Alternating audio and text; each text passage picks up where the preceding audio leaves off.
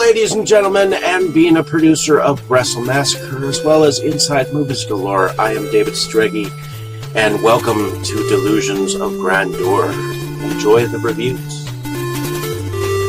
I certainly did.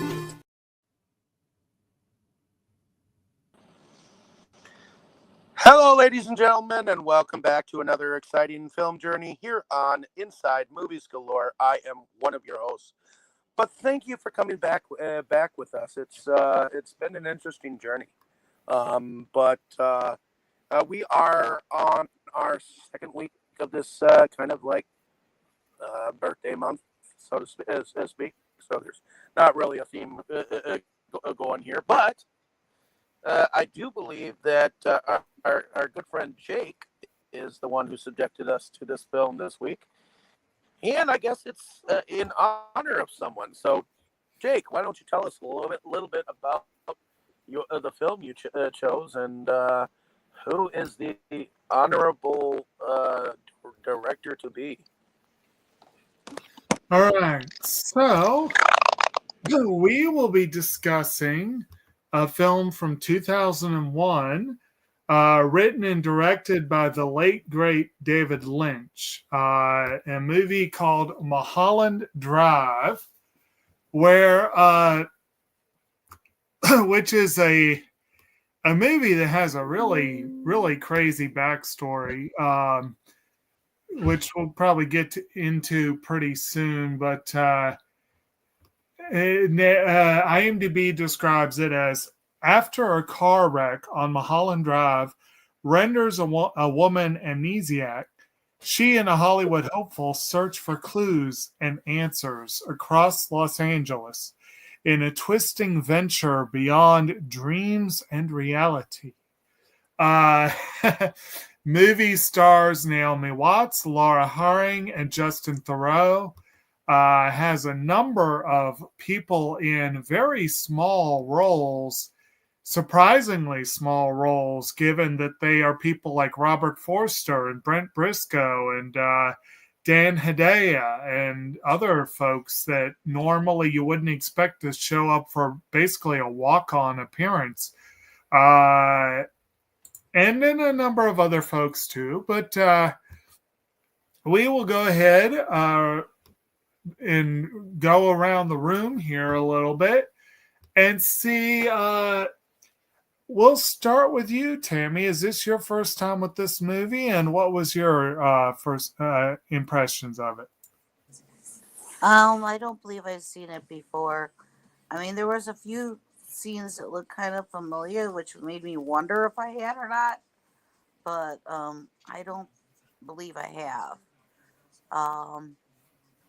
I thought, right off the beginning, I thought it was like really interesting, and then all of a sudden it like totally flipped, and I'm like, wow, okay, now what's going on? So yeah, it definitely kept the interest, especially after the flip, because it was just like, how do we go from that to that to okay? Because it kept the interest, because then you were trying to figure out why, like,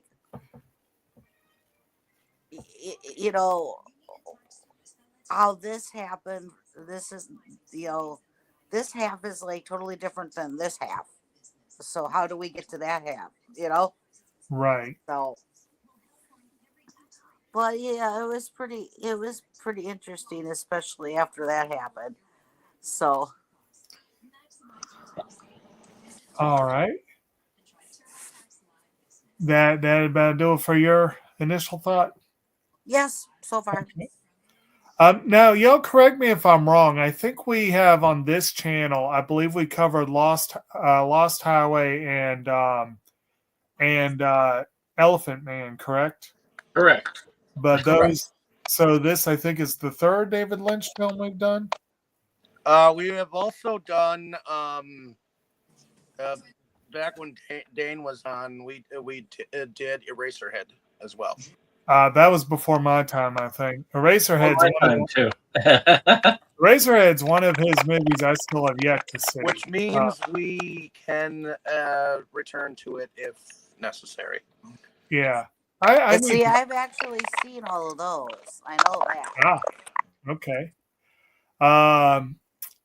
Yeah, actually, it's kind of a shame we didn't have Dane on it for this one, but he's doing his thing. So, well, how about you, Dave? Is this your first time watching Mulholland Drive, and what were your thoughts on it? Well, this was definitely my first time watching Mulholland Drive. If you guys can hear me, hopefully. Yep. Frankly, I'm a moment between the static, but I had to actually, while I was watching it, read up on it because it was confusing me halfway through. So, and me, I don't mind spoilers as long as I understand the freaking movie. So, I thought the acting was done pretty good, and this was a year before Naomi's role in The Ring. Yep. So, seeing her be this happy-go-lucky person was totally different than the somewhat paranoid and frantically concerned mother in The Ring. So, which I just recently rewatched the Ring, so I know that was from 2002. So, but Naomi Watts has some chops on her. I'll give her that. And the actress that plays her girlfriend or whatnot in there, she is something something else. Hey, but now that I know somewhat, because David Lynch never, when he finished this, he didn't give any explanation to anyone on what this meant at all. So he left it up to the viewer, even after his death, on what it exactly means. So it's interpretive. It's like a Rorschach test, kind of. You can take it several different ways, and if I take it on the early thought process that one was the Hollywood dream that she wanted to be happening, and the second half was like her reality, then I like it, So, but if if you want to take it a different way and take it entirely different direction, then I guess that's on you. So it was enjoyable from what I saw, and I guess I would be curious as to what that original cut looked like, just to see how bad it was and what turned the producers off from even turning it into the television show that it was originally supposed to be. Yeah. But that's where I'm at. I thought it was interesting. Right. Very good. And how about you, Brandon?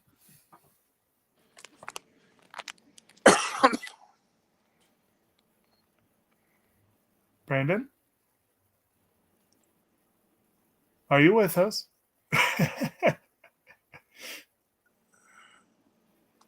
I texted in the private chat, but sorry. Oh, okay. Well, okay. Did you need me to fill a couple of minutes while you're doing that? No. Okay. Any case, first off, there we go. Just so I'll remember in case I forget during Blood Simple, but I'll do it again during Blood Simple just to be a dick. We baked you a birthday cake. If you get a tummy ache and you moan and groan and woe, don't forget we told you so. Happy birthday! Happy birthday! Make a wish, dear, and blow out the candles. Here they go.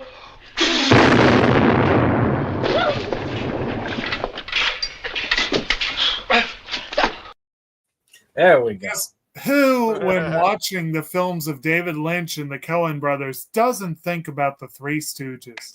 Hey, I'm sure. Actually, I wouldn't be surprised if David Lynch watched and liked the Oh, Three he Stooges. probably does. Yeah, or did. Yeah. So, was this the first time watching it? No. Is this the first time that I actually figured out what was going on? Yes. I don't remember much of my first watch through. I think I watched it just to say I watched it.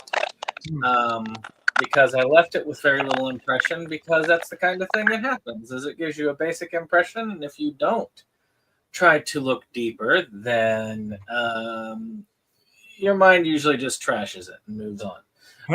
Or says, ooh, this is art. Look at how cool the art is. I didn't realize how pretentious this was until I went through a couple of explanations to tell me what it was I just saw. And now that I know what I just saw, I can say that this is definitely one of his more pretentious films. Maybe not most, but definitely more pretentious films. And in a lot of cases, that pretentious does eke out Oscar wins. And that definitely happened here. No, actually it didn't. This one famously got robbed at the Oscars. Well, there were a lot of oddball things that occurred that probably kept it from doing that. But I do understand the basics of what this is about now. And I'll admit, this is the kind of movie that made me go, what did I watch? What the heck happened? I need an explanation. And I listened to several. And I looked at it a couple of times. And I watched it again to make sure I understood what I was seeing. I'm like, okay, yes, that is it. By the way, a lot of spoilers here. And by the way, if you guys want to watch this without spoiling it, and trust me, if we talk about the plot and actually in an understandable way, it will spoil the hell out of this thing, or whatever the heck it was trying to do anyway.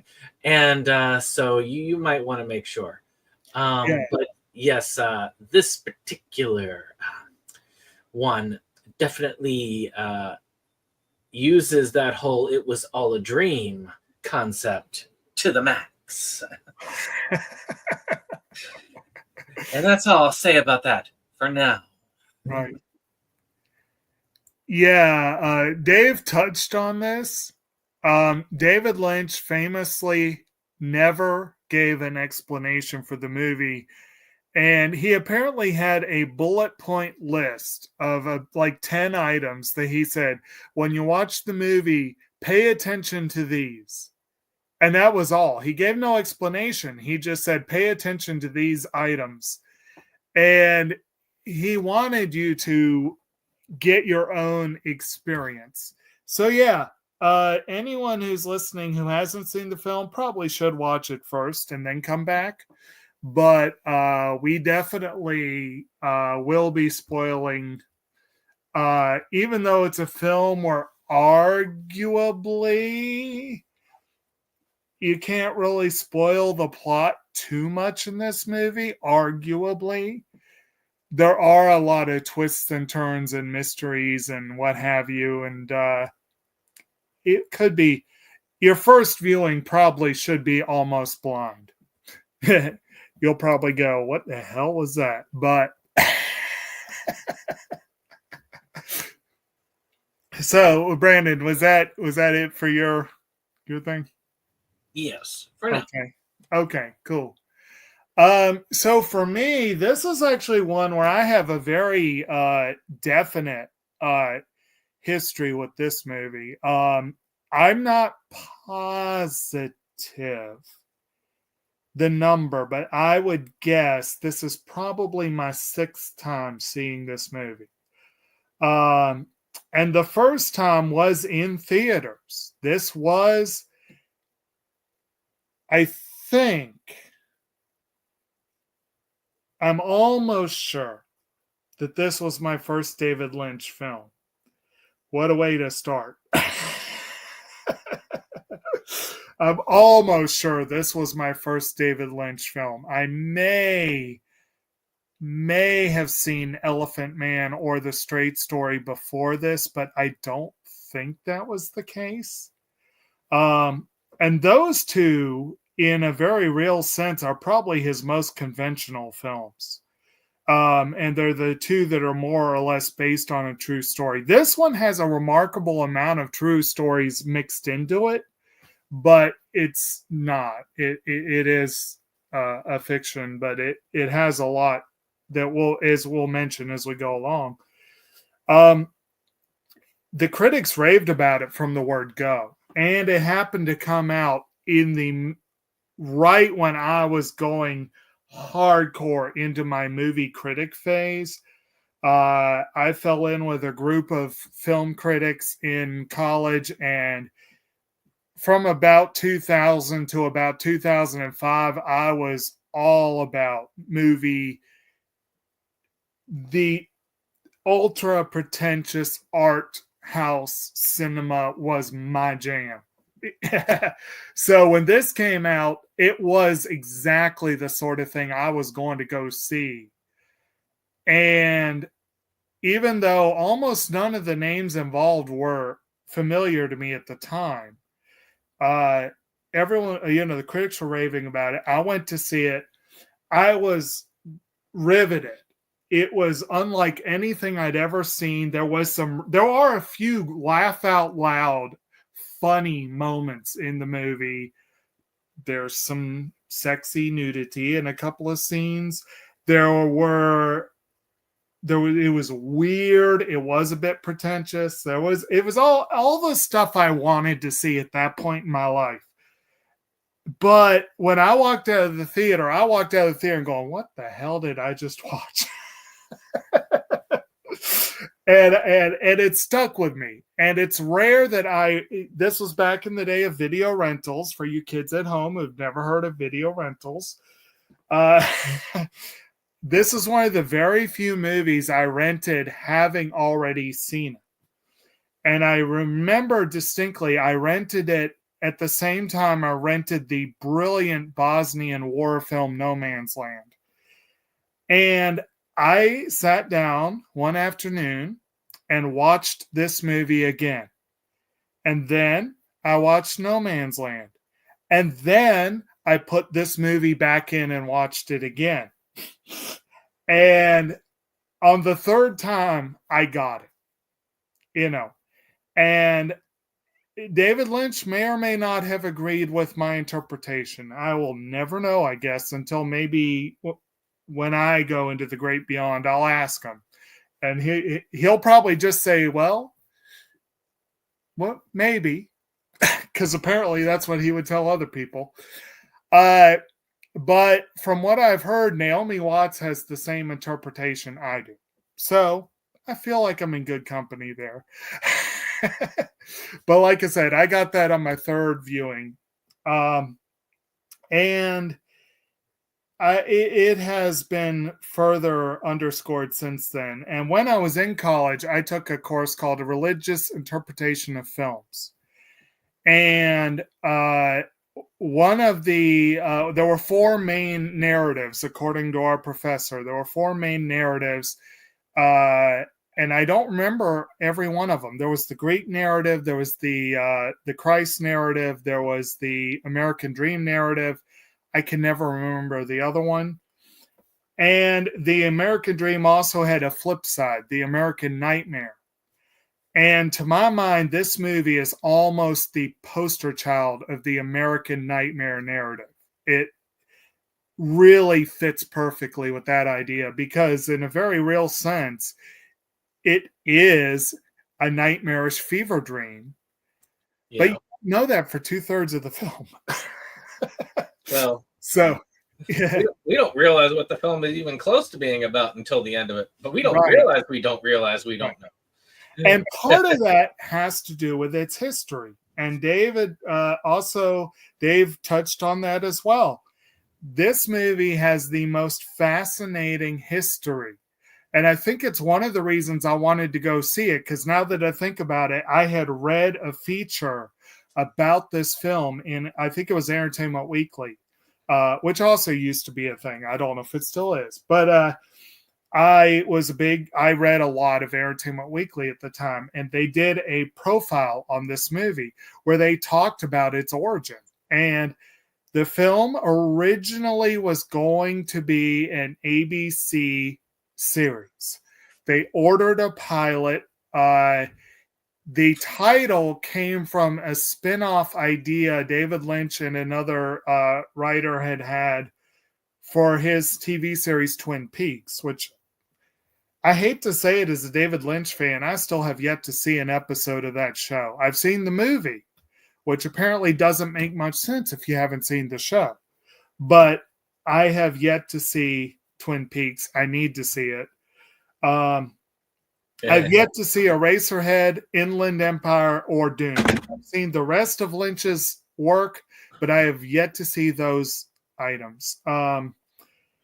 Actually, you want to know what's funny? I was tracing back where I started David Lynch. Yeah. The first exposure was actually a pretty easy one. I got exposed to Dune because my father was a big fan of Dune. Okay. And then at 11, I saw Blue Velvet because my father was a big fan of that when it came out. Why am I not surprised? So, and it was one of his favorite films for a long time. For kids. I got to see Blue Velvet quite a few times as a child. Oh, man. That explains a lot. I didn't see Eraserhead until probably about 10 years ago. So I feel like you and I tried watching it once and we got through about 5 minutes. I can't remember why we stopped it. It's a hard film to watch. Right. It is not easy to watch that. Right. I don't know about pretentious. That one's just plain weird. Right. So basically, this was originally going to be it was filmed as a pilot for ABC. They did not like it. Apparently they weren't crazy about the dailies. They apparently were not comfortable with it. The executive who passed on it apparently hardly even gave it a proper watch. But they also apparently, I think David Lynch said he had a 2-hour and 5-minute cut, and they wanted to cut it down to 88 minutes to make room for commercials, and they refused to expand it to 3 hours. So he, in his words, butchered the cut so that it would fit 88 minutes. And ABC gave it a hard pass. And he thought it was dead in the water until he talked to a producer friend of his from Canal Plus, the French company. And the guy's like, let me get some money together. It took 1.5 years, but he finally got the financing to turn this into a movie. And most of the flip side of the film, most of the nightmare portion of the film was filmed with that money. The main portion was from the pilot. And that's part of why Brent Briscoe and Robert Forster show up at the beginning for a very brief scene where they each have a couple of lines and then they're gone.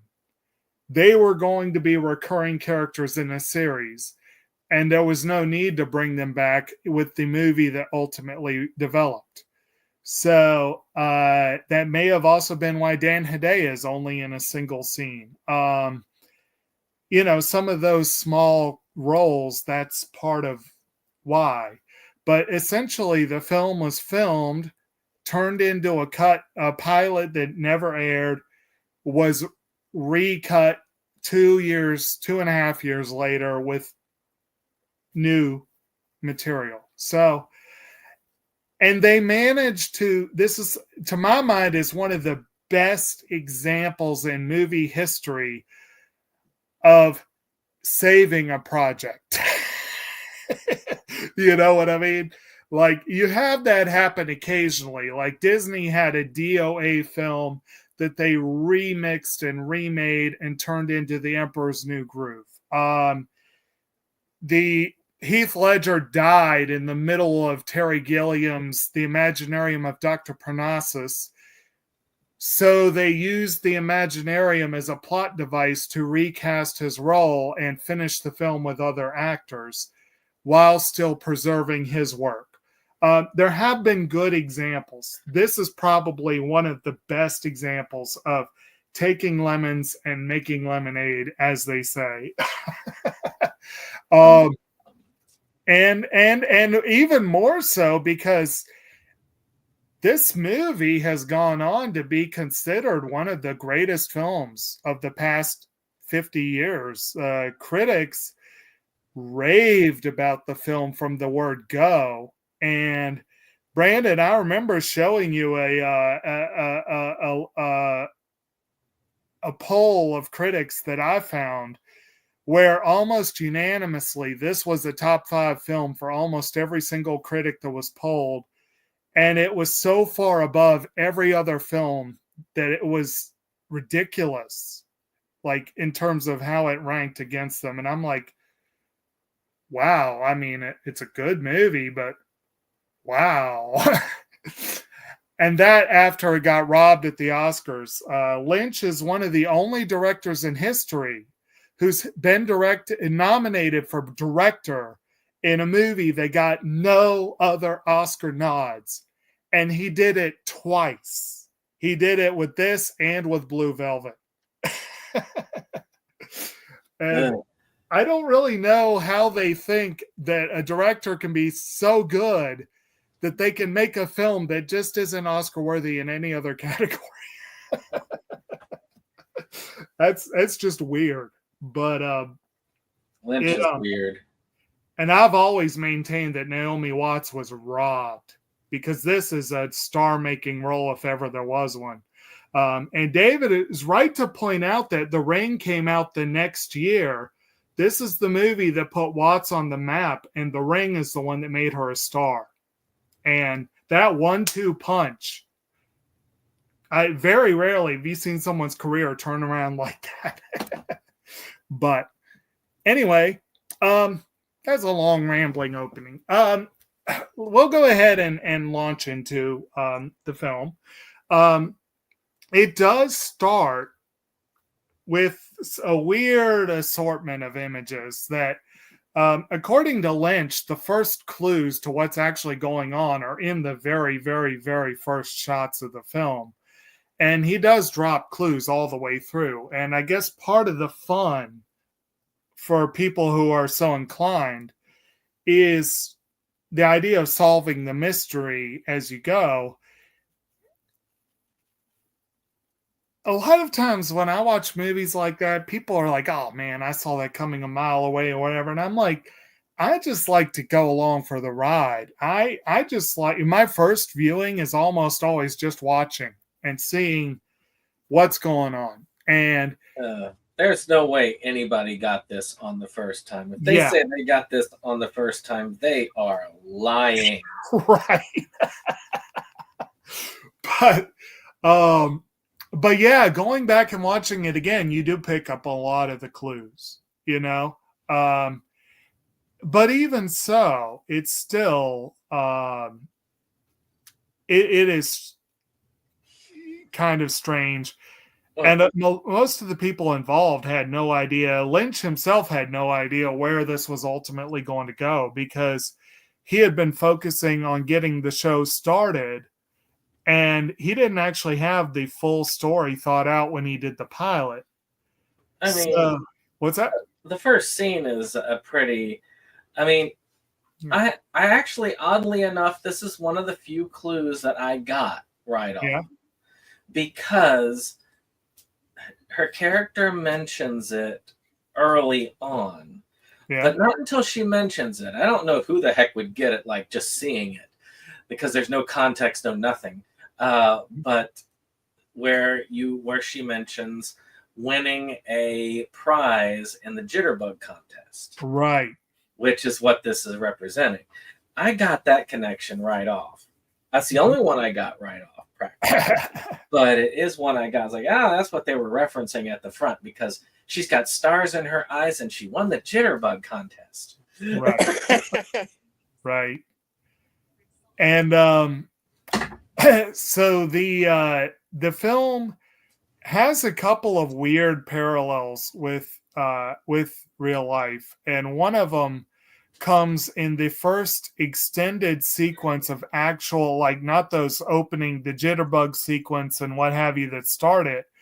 We then go into this drawn out scene where this car is going up Mulholland Drive at night, and we hear the theme from Angelo Badalamenti. That's this nice, pretty but ominous theme as this car is going up this road at night.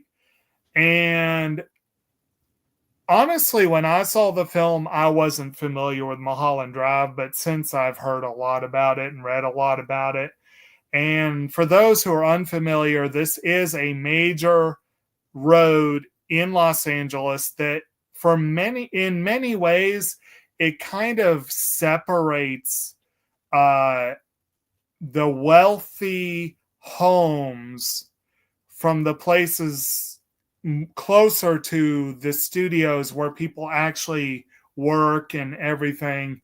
It kind of is a dividing line between rich and poor. And it also is a very windy, twisty mountain road that's known for accidents.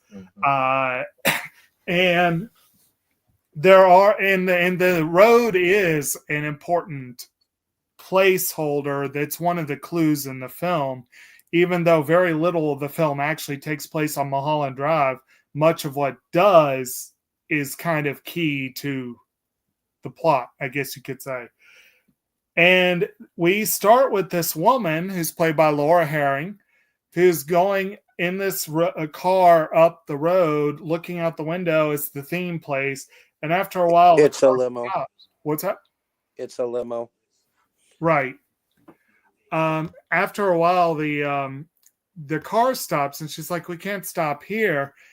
And these guys start to threaten her, and before they get very far, though, these kids are drag racing down the road, which stupid ass thing to do, but yeah, that's what people do that. And these drag racing kids, one of them ends up hitting this car head on, and the other just keeps on going. The other just keeps on going. Yep, that's insane. Yep. And Herring's character stumbles out of the car afterwards. She's like the only survivor, and she stumbles out clearly with a head injury and starts walking down the hill toward LA. Which is funny because that scene that you see with the lights and whatnot, right? We've seen that before in E.T. and other movies. Like, I can just imagine the FBI people walking around looking for the alien. Right. And we do shortly have a scene with detectives at the scene, which is where Robert Forster and Brent Briscoe come in. They are the detectives, and again, they have just a couple of lines, and that's it. They're done with the movie, even though they had star billing at the start of the film. But Herring makes her way down the hillside, and I'm saying Herring because honestly, I'm not really sure what you should call this character at this point, to be honest. We know who she actually is by the end of the film. Is actually this woman actually is Let's Camila call Rose. her unknown woman or mysterious woman. Well, she ends up adopting the moniker Rita from a Rita Hayworth poster. Gilda, I believe, was the movie. But basically, she stumbles down the hill. We see Betty arrive from Deep River, Ontario. We see her arrive in airport. It's bright. It's sunny. She's walking along with this very bright, sunny, older woman who looks like it could be her grandmother. And they're just having it's like saccharine sweet, super, super cheerful. We got bright music, bright lights. It's a little bit hazy, like nostalgia. And one of the things they do in the film is, as her story progresses, the camera becomes less candy coated, less technicolor. It goes into more normal shades before becoming fairly grim and dark by the end. So the camera work is pretty fun. And it's one of the areas where the movie got kind of screwed at the Oscars. But anyway, she comes off with this huge smile. I saw in the interview, I was watching some of the interviews on the disc before this, and she said that Lynch told her to basically think about what it was like to have ice cream for the first time or something like that. Like, that's kind of the idea that he wanted. Like a kid who's enjoying something awesome for the first time. No. And what's up? Now, you see, this is one interesting thing. I know one movie cited for these scenes is Sunset Boulevard. Right. We're going to get more Sunset Boulevard towards the end. Oh, yeah, definitely as it goes on. But one that I have also heard referenced, which is funny because I got the reference before somebody else referenced it, was A Star is Born. And I'm not talking the recent one with Lady Gaga. I'm talking the 1937 A Star is Born. This was long before that. This was before Lady Gaga was really a thing, or right around the time. Well, which again, he would have referenced a film in the future anyway. But but it is definitely not before the 1937 A Star. Right. And which, by the way, is my favorite version of that entire movie series. I've watched all the A Star is Born, right? And that is by far my favorite version of that. All of them except for one won an Oscar, well, at least one Oscar, by the way. Right. And that one, and the one that did not was one that starred Judy Garland, which is kind of funny in a way. Yeah. But that whole, but I would not surprise me if A Star is Born did have some relevance to not just this, but to this character's very origin within the movie. Yeah, it wouldn't surprise me either. And actually, are you talking about the mysterious woman, or are you talking about the bubbly? We're talking about Betty. Yeah. Okay. The always cheerful, never not smiling Miss Betty. Yeah. And actually, Diane, I mean, not Diane. Rita is just a blank slate, like literally. Right. More or less, but Betty is definitely cheerful and then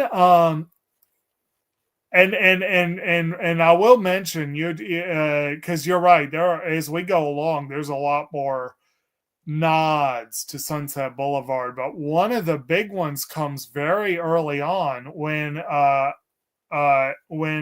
Rita, who's not yet Rita, the mystery woman, is walking through LA. She passes by the street sign Sunset Boulevard.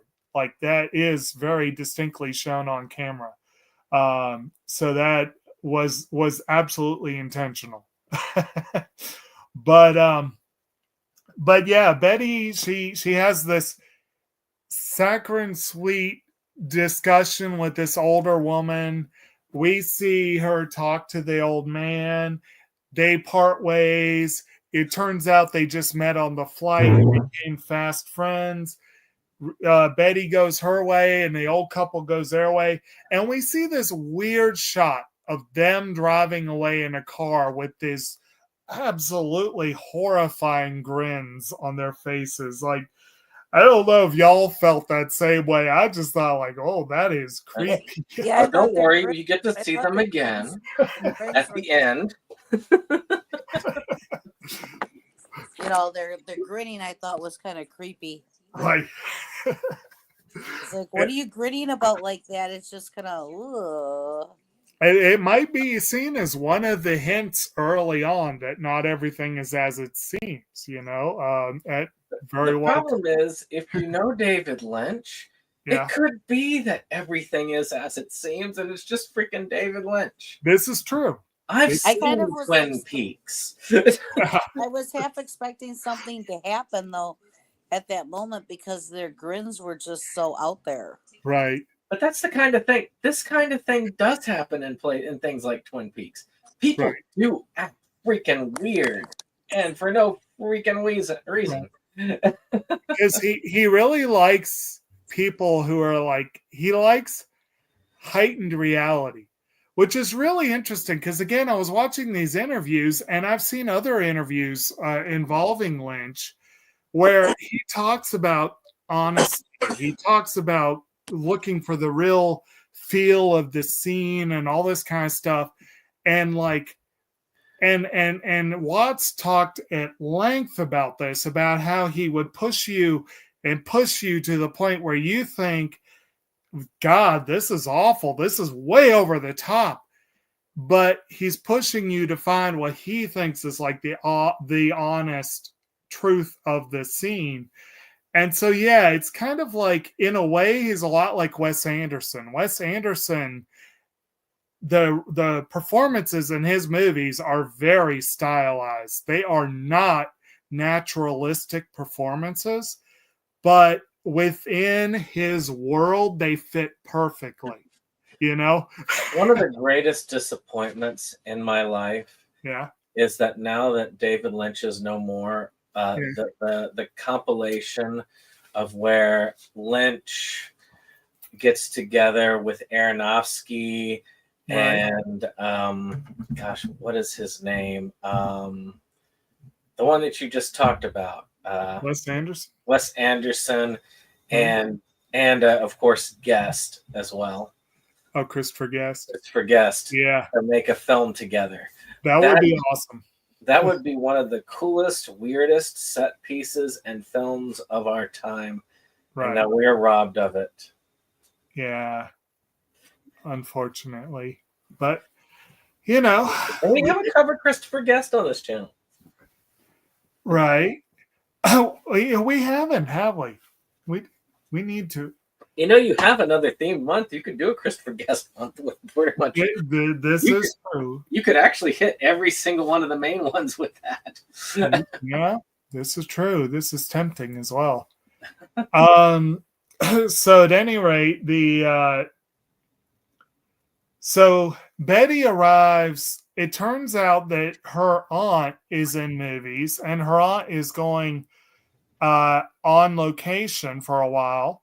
And Betty has come to make her way in the movies.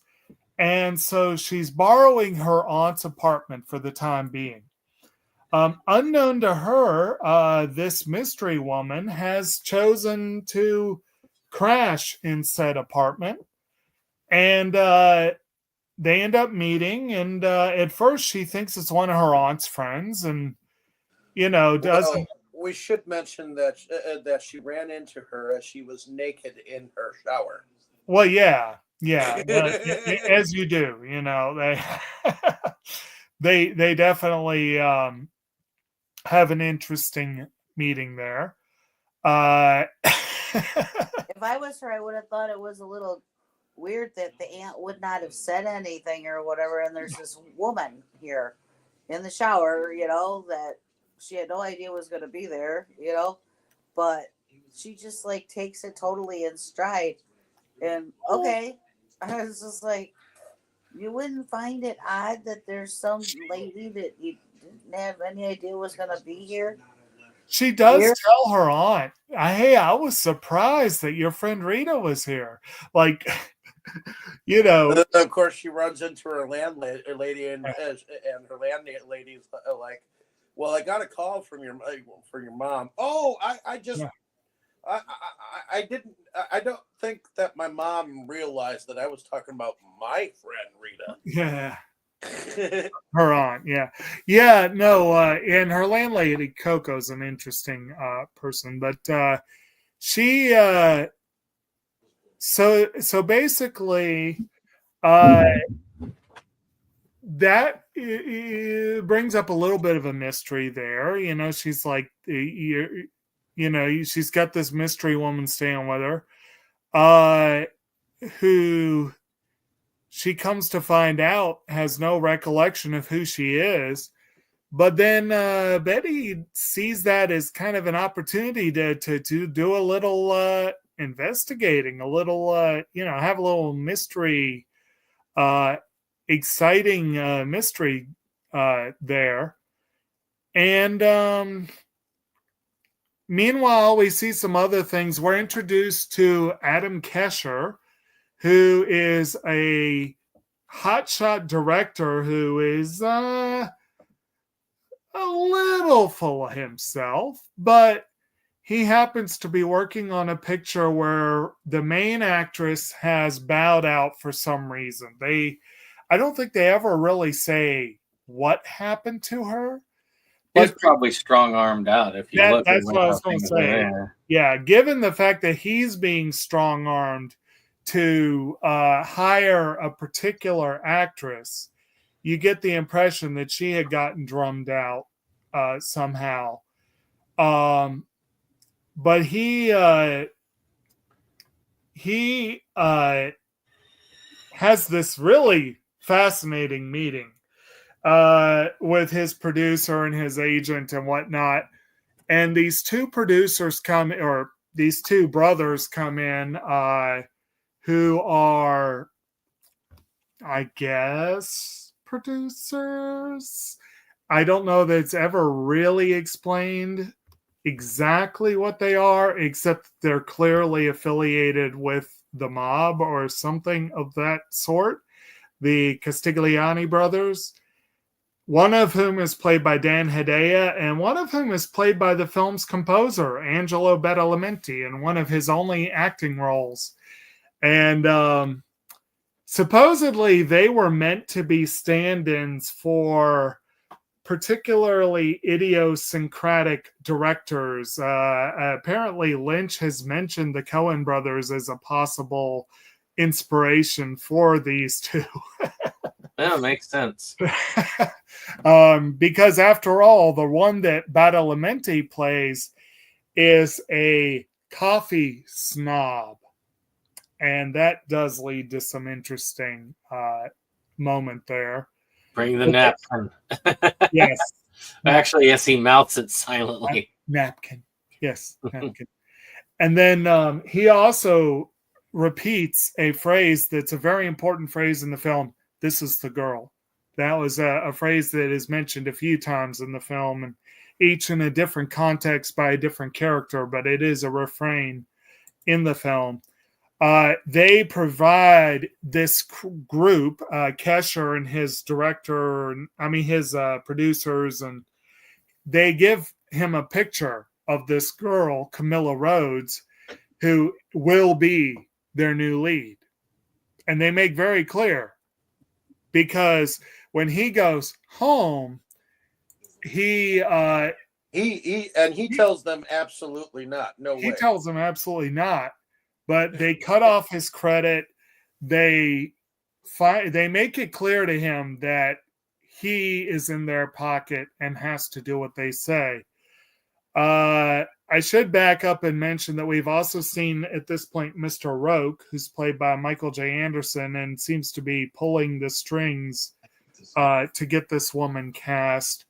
And that's an odd character as well. Well, yeah, that is an odd character because he's kind of like acting kind of like Dr. Caligari in a way. In a sense, yeah.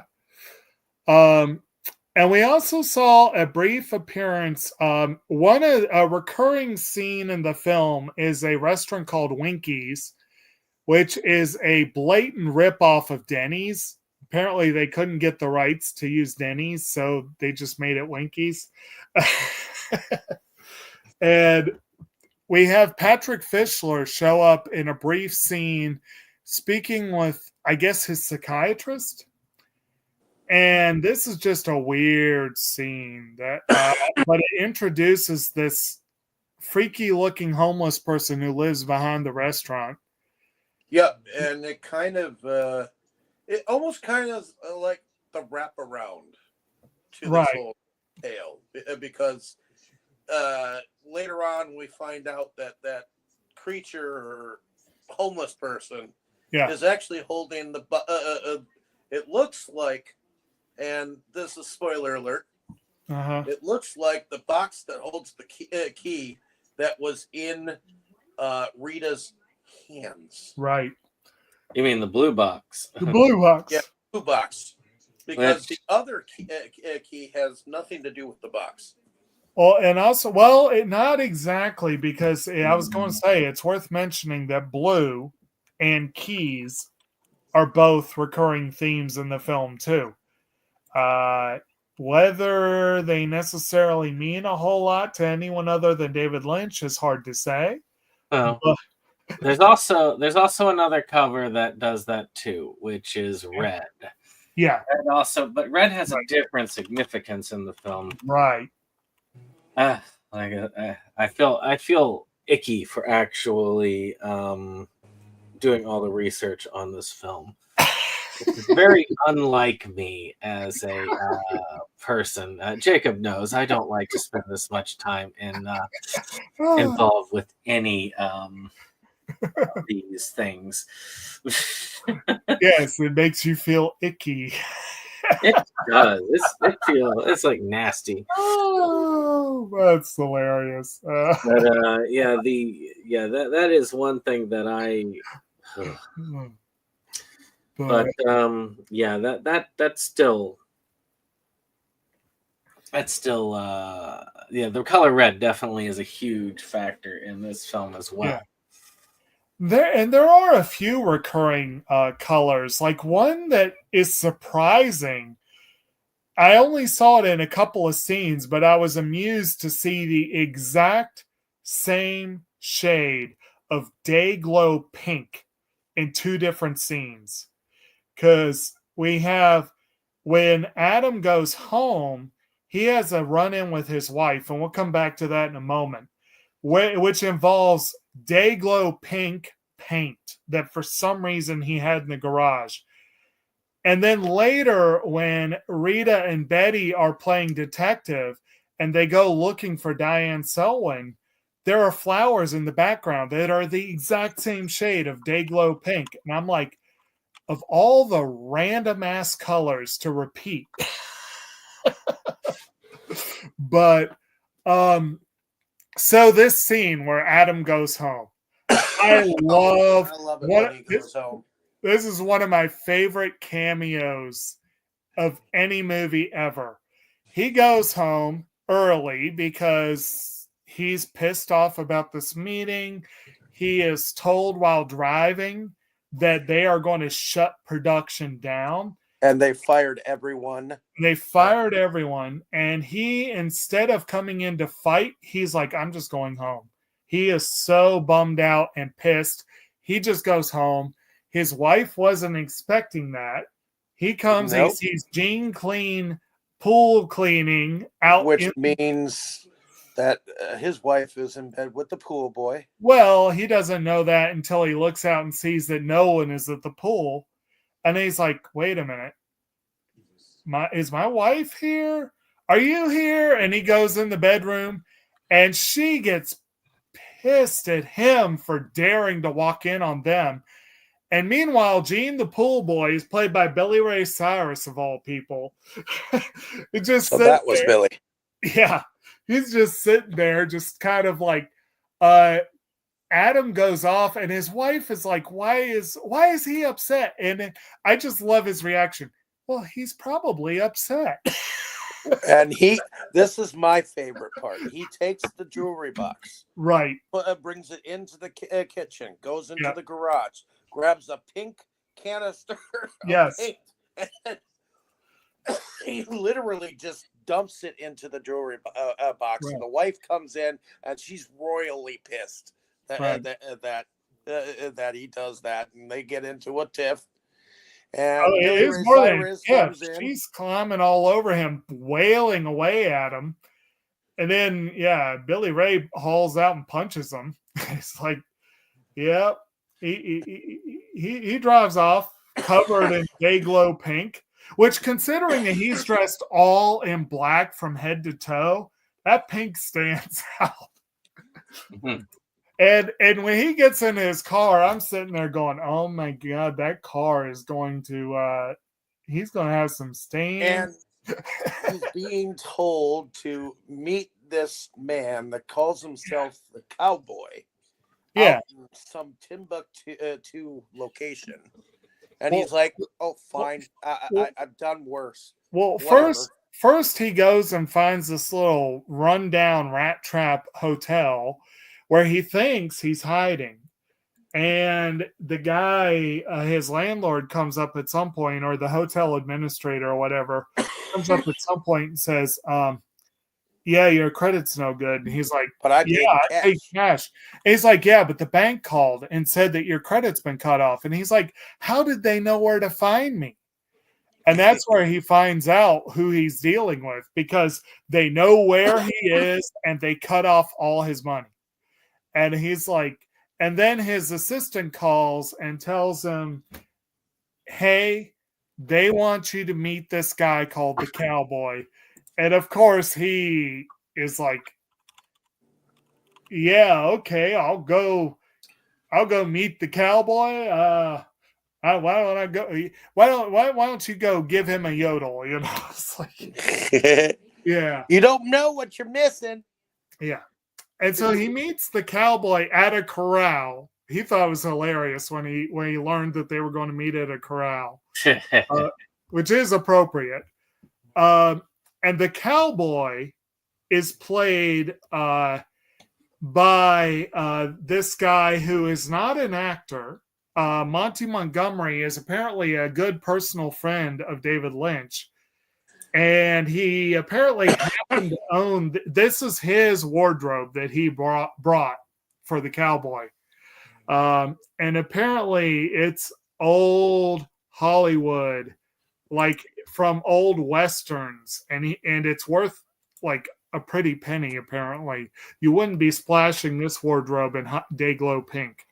But apparently Montgomery, being not an actor, apparently couldn't remember his lines. So according to Justin Theroux, he was holding, like they had lines taped to him and he was holding cue cards. And you notice in the scenes between him and the cowboy, Adam is being filmed from behind. And it adds to the creepiness of the entire scene. But Montgomery is not reciting his lines. He's literally reading them as Thoreau is holding them.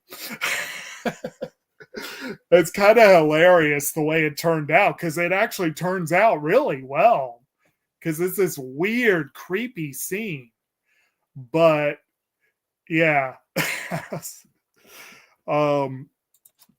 It's interesting how the movie like mixes like established actors, up and comers, and people who are not actors at all, and you wouldn't necessarily know it to watch it which one's which, you know.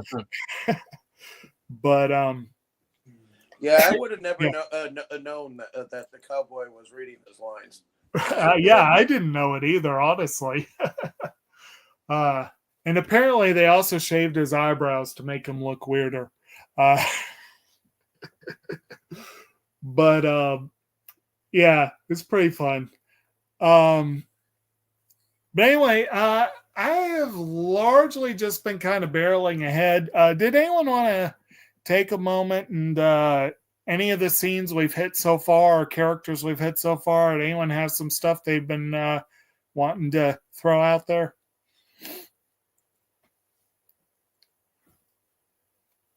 Have we already hit the because the scene kind of comes at a part where I just don't really register it as easily. Okay. The assassin that comes in and kind of just screws up royally. Yeah, so they're killing a bunch of people. So one of the films that was cited as an influence, David Lynch he did cite Sunset Boulevard, definitely. But one of the films he cited as an influence for this, of all things, was The Wizard of Oz. And one thing he does that's the same as The Wizard of Oz is characters who appear in both the dream and the reality are the same actor shows up in different roles at different times in the film. And sometimes those roles are very, very similar. And sometimes they're very different. It just depends on the actor. And one who does show up in a very similar role in both versions is the Hitman. And this guy, I don't even know if he has a proper name, but what's that? Yeah, I know the interpretation is, especially why this scene is going on. Right. I understand it, but it would be bad to talk about why it is at this point. But still. But I will say that I'm a little surprised I went by it, because you're right. It does kind of seem to stick in the narrative. It doesn't really. Some of the scenes do seem to be random tangents, at least on first viewing. And this is one of them. This is one I could see in a Coen Brothers film, tell you the truth. Oh, absolutely. And it might be why when I first saw this movie, I busted out laughing at this scene. I thought the scene was freaking hilarious, and I still do. And well, this scene was a little bit funny, especially when it came to the fat lady. Yes. Because she just wouldn't give up without a fight. Yeah. Well, absolutely. No, this so we have this scene where this guy is talking to another guy, and they're in this seedy looking place. Like you don't know necessarily what they are exactly. They seem to be friends. They seem to be getting on well.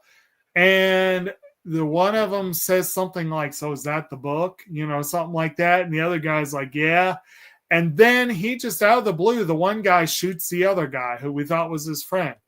But then he does the thing where, they want to make it look like a struggle. So he puts the gun in the guy's hand and fires it through the wall. But then we hear a yelp from the other side of the wall. And we hear cursing. And he's like, "Oh, man." I like that the woman doesn't even realize that she got hit. She does realize she got hit. He goes around, "Something bit me bad."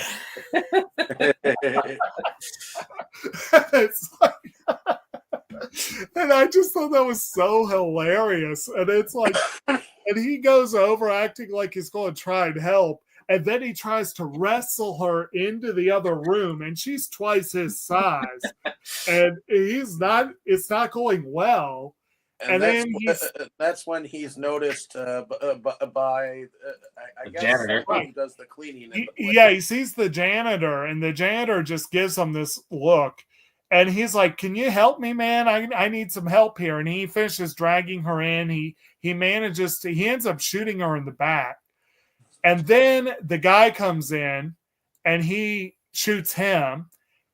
And then for reasons, he decides, instead of turning the vacuum or buffer or whatever it is off, I'm going to shoot that too. And that starts an electrical fire, which turns on the sprinklers. And he's like, "Oh, man." And it also trips the fire alarm. Yes, exactly. And he ends up running out the window. When that lady fell on him? That was like, oh my, because she just, it like took all the breath out of her. Exactly. And yeah, Brandon's absolutely right. That entire sequence would be at home in a Coen Brothers film. So I will say that the idea of the scene is to make sure that you look at him and say he's incompetent. It literally is stating that. Yes. I don't know the hitman's name as an actor in reality, but I remember him being in Supernatural as Michael the Archangel. Actually, here's one thing I thought about as the end. Instead of going back through the movie at the end to tell what happened, why not at the end, each of us give our interpretation of what we think happened through the film? Yeah, I think that's a good plan. That would be a good way to honor David Lynch. Yeah. Because I saw 3 or 4 different interpretations, and I picked my own after what I watched 3 times, Right. and then did it. So that might be a fun way of doing that at the end. Yeah, I think so. I mean, we're going to hit on a lot of that as we go, because as we talk about different things, I think we'll probably largely give an idea of where we stand. I've already given some ideas on where I stand, but yeah, that'd be a good way to do it, I think. So I'm trying to figure out this guy's. Again, I can't remember his character name. I don't know if that name is even given. So I don't know. But at any rate, we have also Betty gets some pages. Coco brings her some pages that were sent over for an audition. And also she and Rita are planning on doing some detective work to find out about the crash, because Rita remembers she was in a crash, but she can't remember anything else about who she is or whatever. And when they go and look in her purse, she's like, "Look in your purse. That way you'll find out who you are. Your ID will be in there." They don't find her ID, but they find a boatload of cash and that blue key. And that brings up more questions than answers, really. So Betty goes to this audition, and this audition scene, this is an interesting sequence, I think. Like I for one, you really get to see Naomi Watts act. Up until this point, she's been the wide-eyed, big grin optimist. You've seen her inflection, but she's really been largely one note up until this point. And then she goes to the odd, and then she even did a practice. She did a practice session with Rita where she's like really hamming it up and not doing that great. But but Dave, you're about to say something? I was just going to mention the thing that you just said with the practice session. And I don't think she could have said it with a straight face to Rita at that point because they were already beginning a relationship. Right. Yeah. She needed to have the line, "I'm ready for my close-up." That would have been perfect. Right. I mean, she wouldn't say Mr. DeMille because he's dead by that point. But that could well have been part of what they were going for, actually. And incidentally, the guy that we were just pondering about that is played, Dave, as you pointed out, is Nick in Supernatural, is Mark Pellegrino. And he's been in a few things over the years. He had a recurring role on Lost. He had a I remember recurring role in the CSI series. And notably, he played Dick Hickok in Capote. So one of the 2 killers in Capote. And he's had a couple other good roles over the years. But his name here is Joe, apparently. Did we go over the meeting with the cowboy, exactly what he said? Exactly what he said? No, but we could do that. Because it is important to know. Yes. To note that the cowboy had said basically when he talked to the director, "If you see me once more, you done right. If you see me 3 times, you've done badly." Yeah. Here it is. It's this is where he's giving him the instruction. When you see the girl in the picture that was shown you earlier today, you will say, "This is the girl." The rest of the cast can stay. That's up to you. But that lead girl is not up to you. Now, you will see me 1 more time if you do good. You will see me 2 more times if you do bad. Good night. And interestingly enough, the cowboy does show up 2 more times in the movie, although Adam doesn't see him. It technically shows up 3 more times individually, but only once more for right. Adam. I do like early on, though, where he has this interchange with Adam. A man's attitude goes some ways to the way his life will be. Is that something you might agree with? Sure. Now, did you answer because you thought that's what I wanted to hear, or did you think about what I said and answer because you truly believe that to be right? That was a Coen Brothers scene, if ever there was one. What I say, that a man's attitude determines to a large extent how his life will be. So, since you agree, you must be a person who does not care about the good life. Coen Brothers, I would almost say Tarantino for that particular interchange. There's a little bit of both, I think. And I think there's a little bit of Tarantino scattered throughout. It's the inflection of how he says it. Right. That brings me in there. Now, in that assassin is all Tarantino. Oh, well, Coen. Well, I mean, I'm sorry, but yes, the assassin talks a little bit but in the assassin's actions, come on. In that mess up scene, yes, the comedy is there, but there is Tarantino in that stuff. There is Pulp Fiction all over that. There is too. Yeah. I feel like there's a lot of like I said, a lot of influence of both. And again, that meeting was especially the diner. That meeting with the 2 brothers was supposed to be kind of a riff on idiosyncratic directors. And again, the Coens were mentioned, but I wouldn't be surprised if Tarantino was also on Lynch's mind, because he is also known to be a very idiosyncratic director.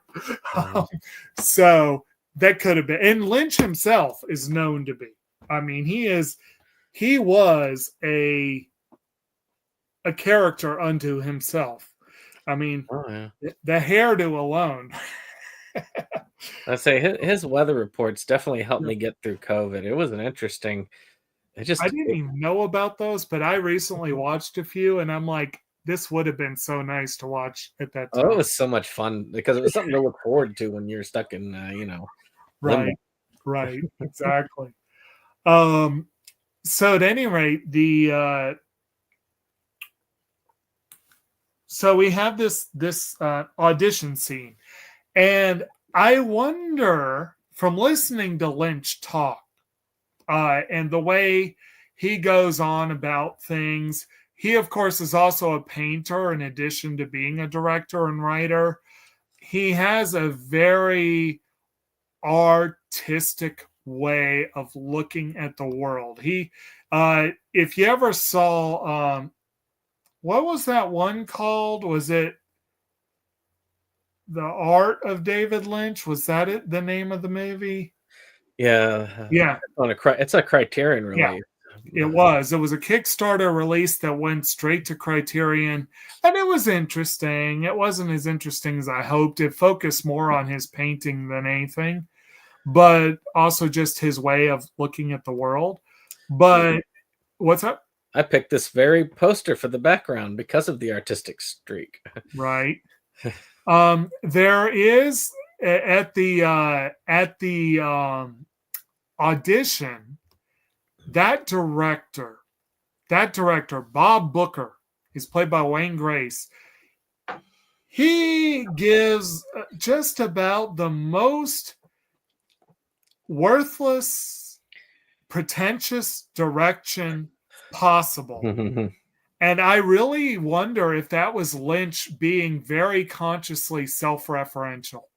If he was very consciously putting a director in that he figured might be the way people who don't know him look at him. Well, I had thought, again, we're interpreting. Right, interpreting, exactly. Yes, that this particular director represented an incompetence this is the one that she originally auditioned for, right? Right.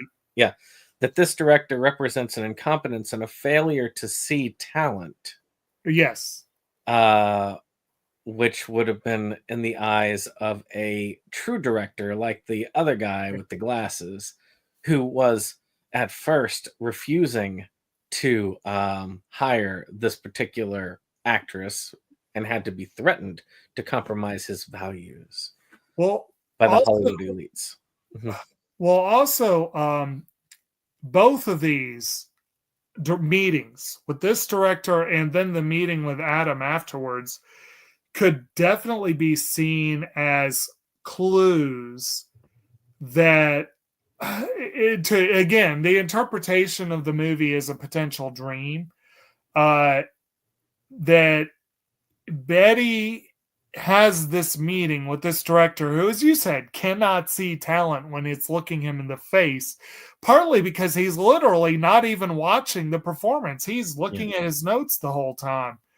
And then she goes across the way and into Adam's set, and he is drawn to her, like without anyone saying anything, whatever. He looks over his shoulder and sees her, and they are immediately drawn to each other, and they are immediately like, and the reason she ends up leaving is because she has a prior commitment with Rita, but she probably would have hung around all day otherwise. I don't know why, but I get this. I get a flashback to the film Delirious with John Candy. Yeah. Where he's looking for this actress, and again, it's this blonde, fresh-eyed starlet girl, right. And he can't find her, but then hit her order from the dream. He's like, lox and cream cheese on cinnamon toast? Get that out of here. Because that's the kind of a disturbing combination. But he recognized that, and he found the actress that he knew he wanted. And that was what I felt when I looked at that scene. Yeah. So we have this scene where she comes in, she meets the producer, Wally, she meets the lead actor, Jimmy Katz, she meets the director, Bob Booker, and they're introduced to Lenny James, who's a casting agent. And the producer says, like, we can't afford her. She's just sitting in as a favor. And later, as she's walking Betty out, she's like, yeah, I should know him. I was married to him for 10 years. So it's clear that she was basically taking pity on her ex-husband, essentially, by being there.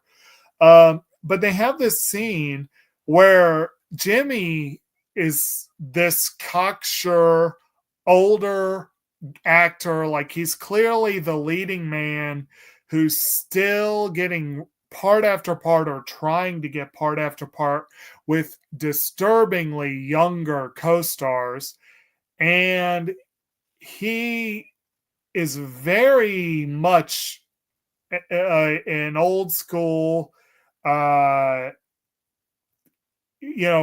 club kind of guy. You get the impression, like, and he makes this comment about, they all play it the same way. And Betty takes that, and she, I guess, kind of had the idea that, that was probably the way I was going to play it. And she goes in completely the opposite direction.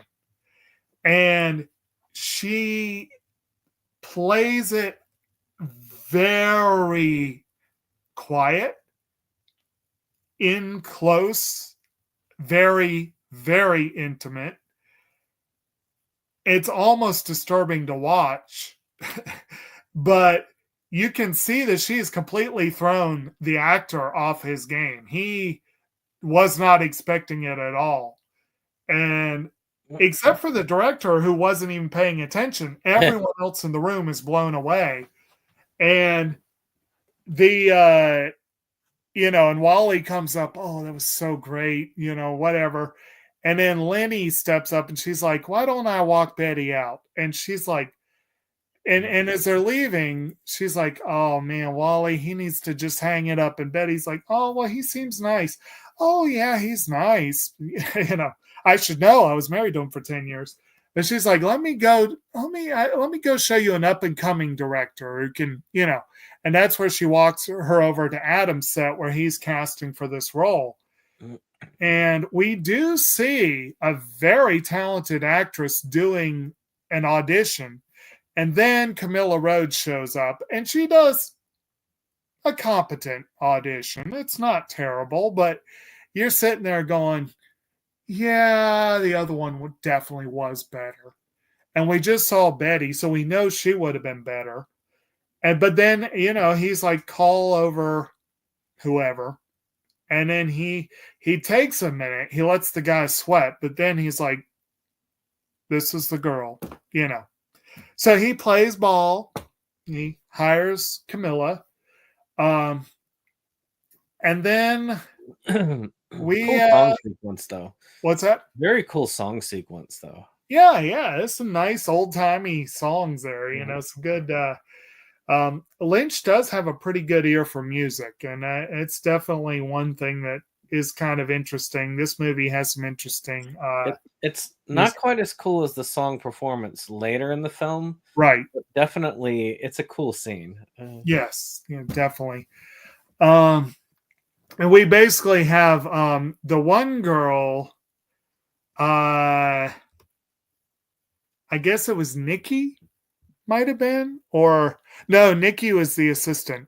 So I guess Carol was the girl that he liked, that he wanted to cast, and she's played by Elizabeth Lackey, who played Janice Parkman in Heroes. That's how I recognized her. Huh. But apparently she did not have a lot of roles, mostly television. Her last role was in 2011 in House. Huh. So I guess she must have retired. But she plays the one that he likes. And then Camilla is actually played by someone else entirely. And I'm having trouble finding it. But Melissa George is and like you say, there's some perfectly decent music numbers there. Pretty fun.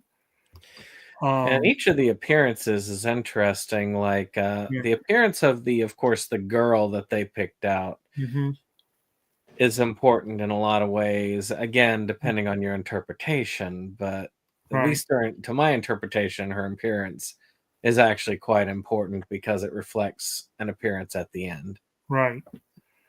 So we have 16 Reasons is the first song. And I guess I've Told Every Little Star was the other one. Yeah. So we have he decides to play ball. He casts the girl that he was told to cast. And Betty goes and finds Rita, and they go play detective. They go looking for Diane Selwyn, who they had determined at Winky's. The waitress's name was Diane, and that triggered something in Rita's brain. She remembered the name Diane Selwyn, and they're like, "Now that's who you are."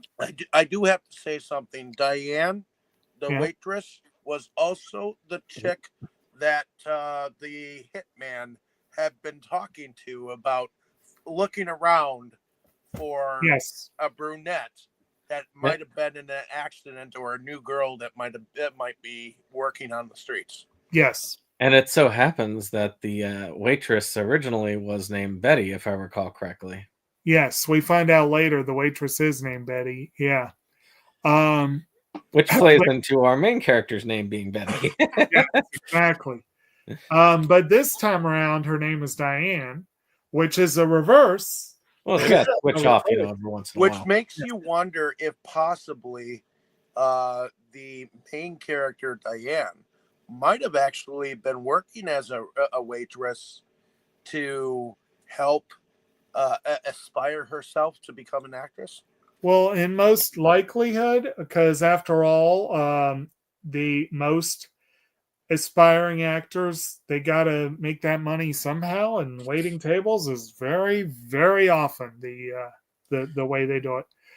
Not always, but very often. But yeah, so they go looking for Diane Selwyn, who turned out to be the only D. Selwyn in the book. So, that made it easy. They find that she apparently switched apartments with somebody. So they go and find the other apartment.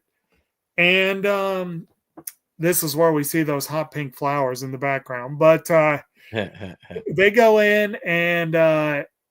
well, the apartment looks pretty shabby and run down, and no one It's the answers. smell that gets to them first. Well, not until they get inside. But like Betty decides to climb through a window, as you do, and she comes around, opens the door, holding her nose, and just like, ugh.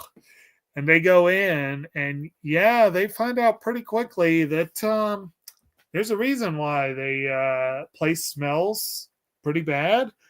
There is a corpse curled up on the bed with dead as dead can be. Heavily diminished facial features. You can't really make out much there.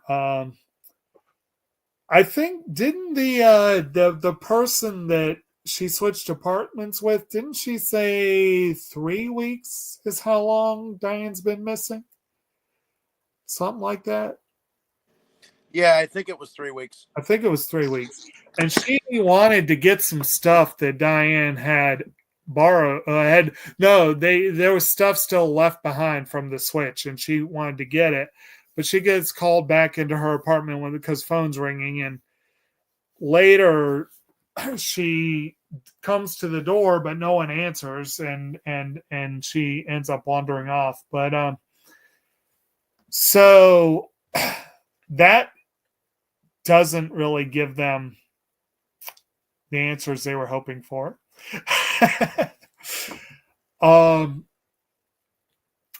And let's see here. What? I can never remember exactly what order things are in. And again, with this kind of movie, I don't think we need exact order, but we do then that evening, I believe is the evening where these two, Diane and Betty, end up in a little bit of a tryst. They end up having Betty feels bad that she had Rita sleep on the couch, and she's like, come share the bed. It's a huge bed. It's fine. And they end up pretty quickly having romancing the stone, as it were. Yes, romancing the stone. And here is actually one of my other lines that made me laugh out loud, which is basically where they're getting ready to get it on, and Betty says something to the effect of, "Have you ever done this before?" And Diane says, "I don't know." The amnesiac.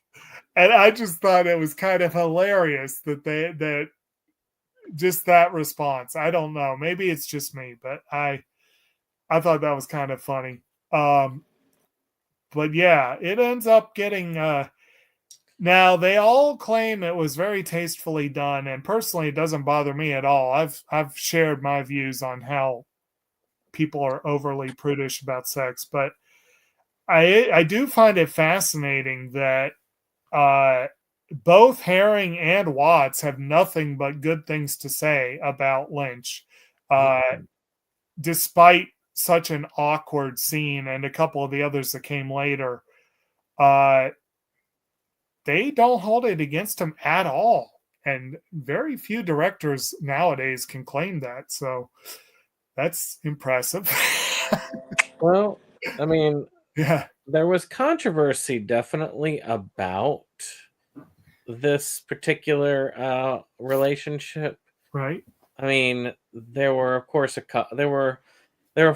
controversies that came from just having LGBTQ stuff in a movie, Right. From the same old people you would hear it from today. Well, yeah. Now, I guess there is a possibility, and this is just a theory. There is a possibility that because the actress sort of kind of looks like Rita Hayworth, maybe the actress or the starving actress actually wanted to be somewhat like Rita Hayworth, which is... Well, Right. she did see the poster of Rita Hayworth, and that's where she kind of took the name from. Yeah. Yeah. But yeah, I mean, the controversy, I think that this is one of those that probably would have been labeled with the W word today because of that. There was also actually criticism from the other side as well, because they felt like it was exploitative of the narrative. Right. Because of basically how their coupling is, not this coupling per se, but the actual coupling, if you read between the lines, is shown Right. as exploitative or even villainous in some regards. Villain. No. No. Yeah. It is one of those scenes that will divide people, but no, I do think that anybody who would call this the word woke, I'll just use that, is not going to be watching this entirely through and understanding it. Well, I think this is an odd.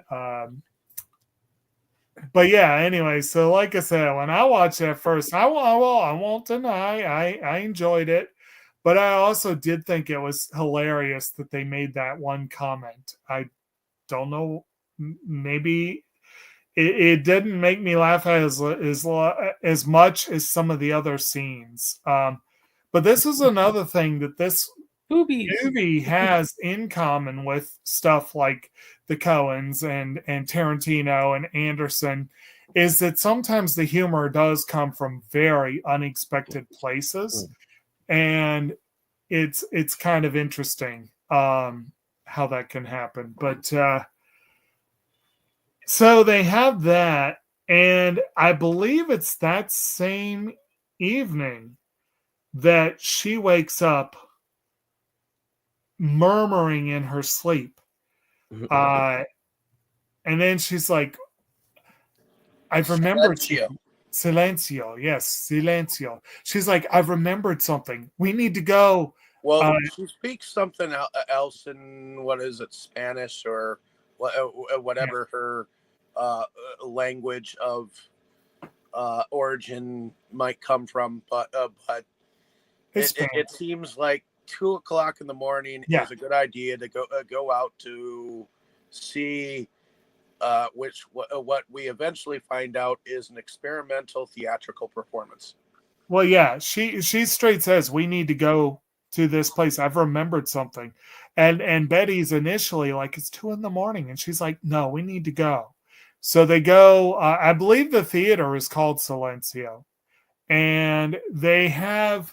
But at some point they mention that there's a different the for lack of a better word, MC of the place calls it by a different name, and I cannot for the life of me remember exactly what it was, but I'm guessing he's the one credited as the magician. It seems likely. He comes out and he keeps repeating the phrase, no hay banda. There is no band. And he does say, it is a recording. It is a tape. And he brings out these various instruments that are like, he brings out a trumpet player who's not actually playing the trumpet and what have you. And I thought that was weird that he kept repeating that there's no band. This is a recording.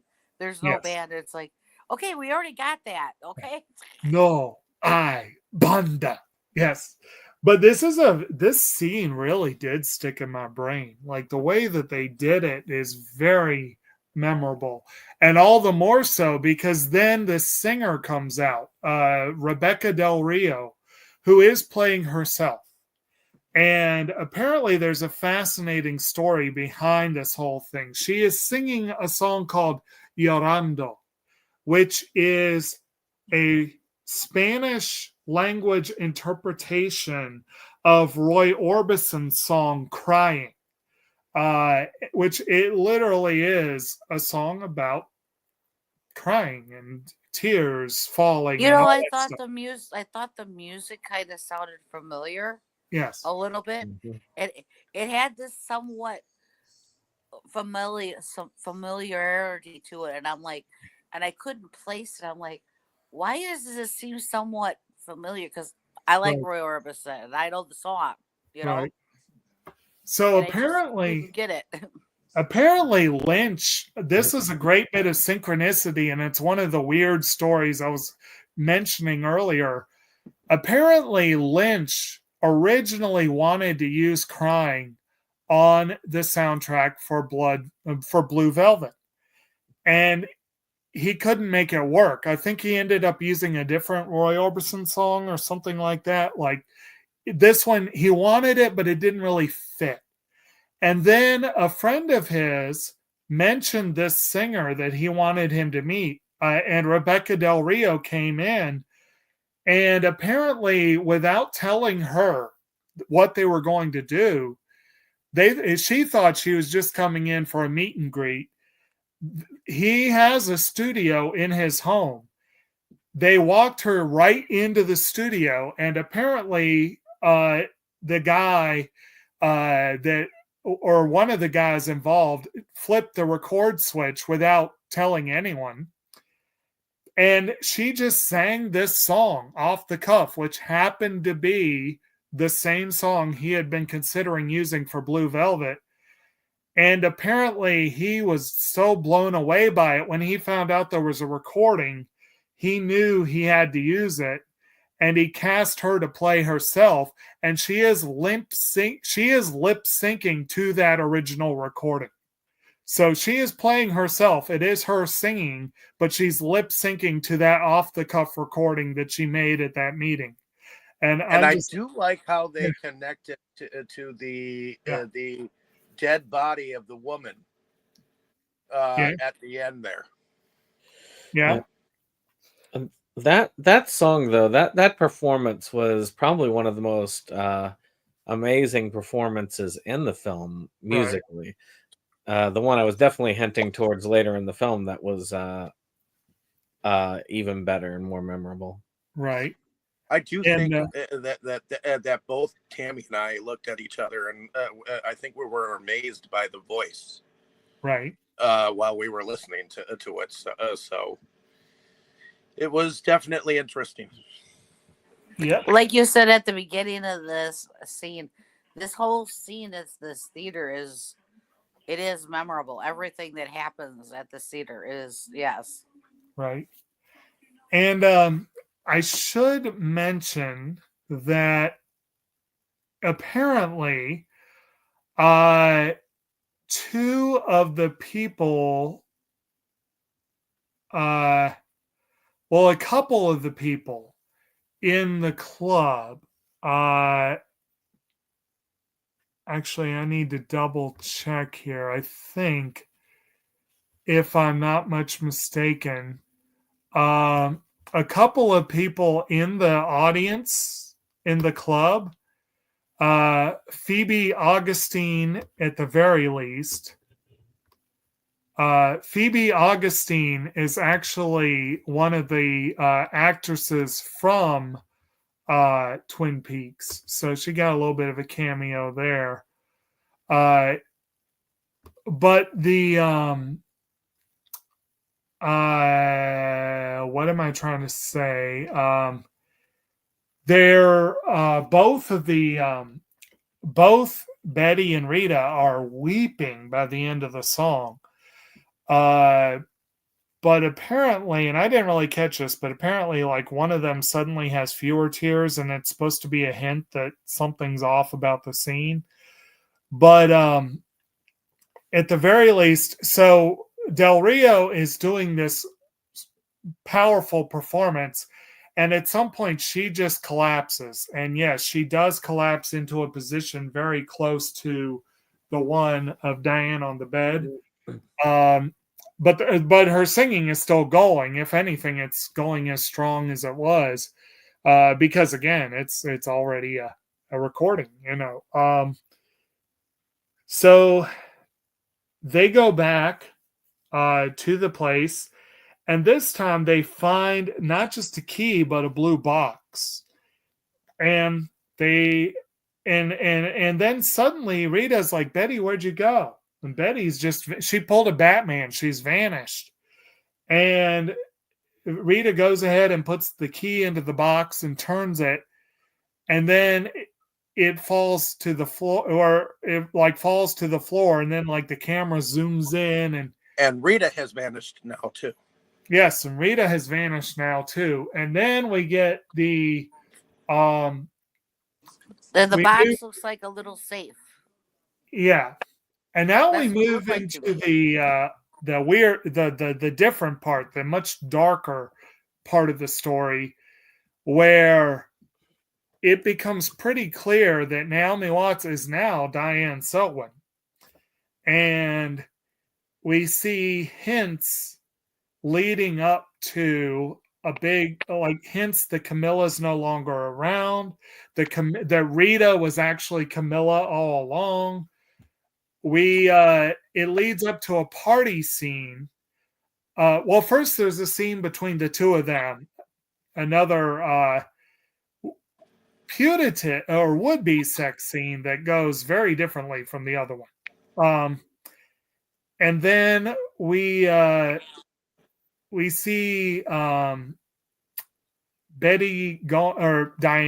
going to this party to meet Camilla. She meets the director. She meets Coco, who's actually Adam's mother. Apparently, it kind of goes through that first scene that we actually go through with the mysterious woman. Again, leading up to the party. Right. We go back to Diane actually saying those words, and the limo drivers to not kill her or try to. It comes back around to Mulholland Drive, yes, and we get a reimagining of that first scene, you might say, or at least the reality or what really happened. Right. And I did mean to mention, and I think I forgot to. So this is one of the weird little side stories I heard about this. Supposedly, when Laura Herring got the news that she had a meeting with David Lynch, she was so excited that she got in a car crash. It was a minor one, a fender bender. Apparently, she just bumped into the car in front of her. But then she goes to the meeting the next day and finds out she's playing a character who's in a car crash. It's like, okay, that's interesting.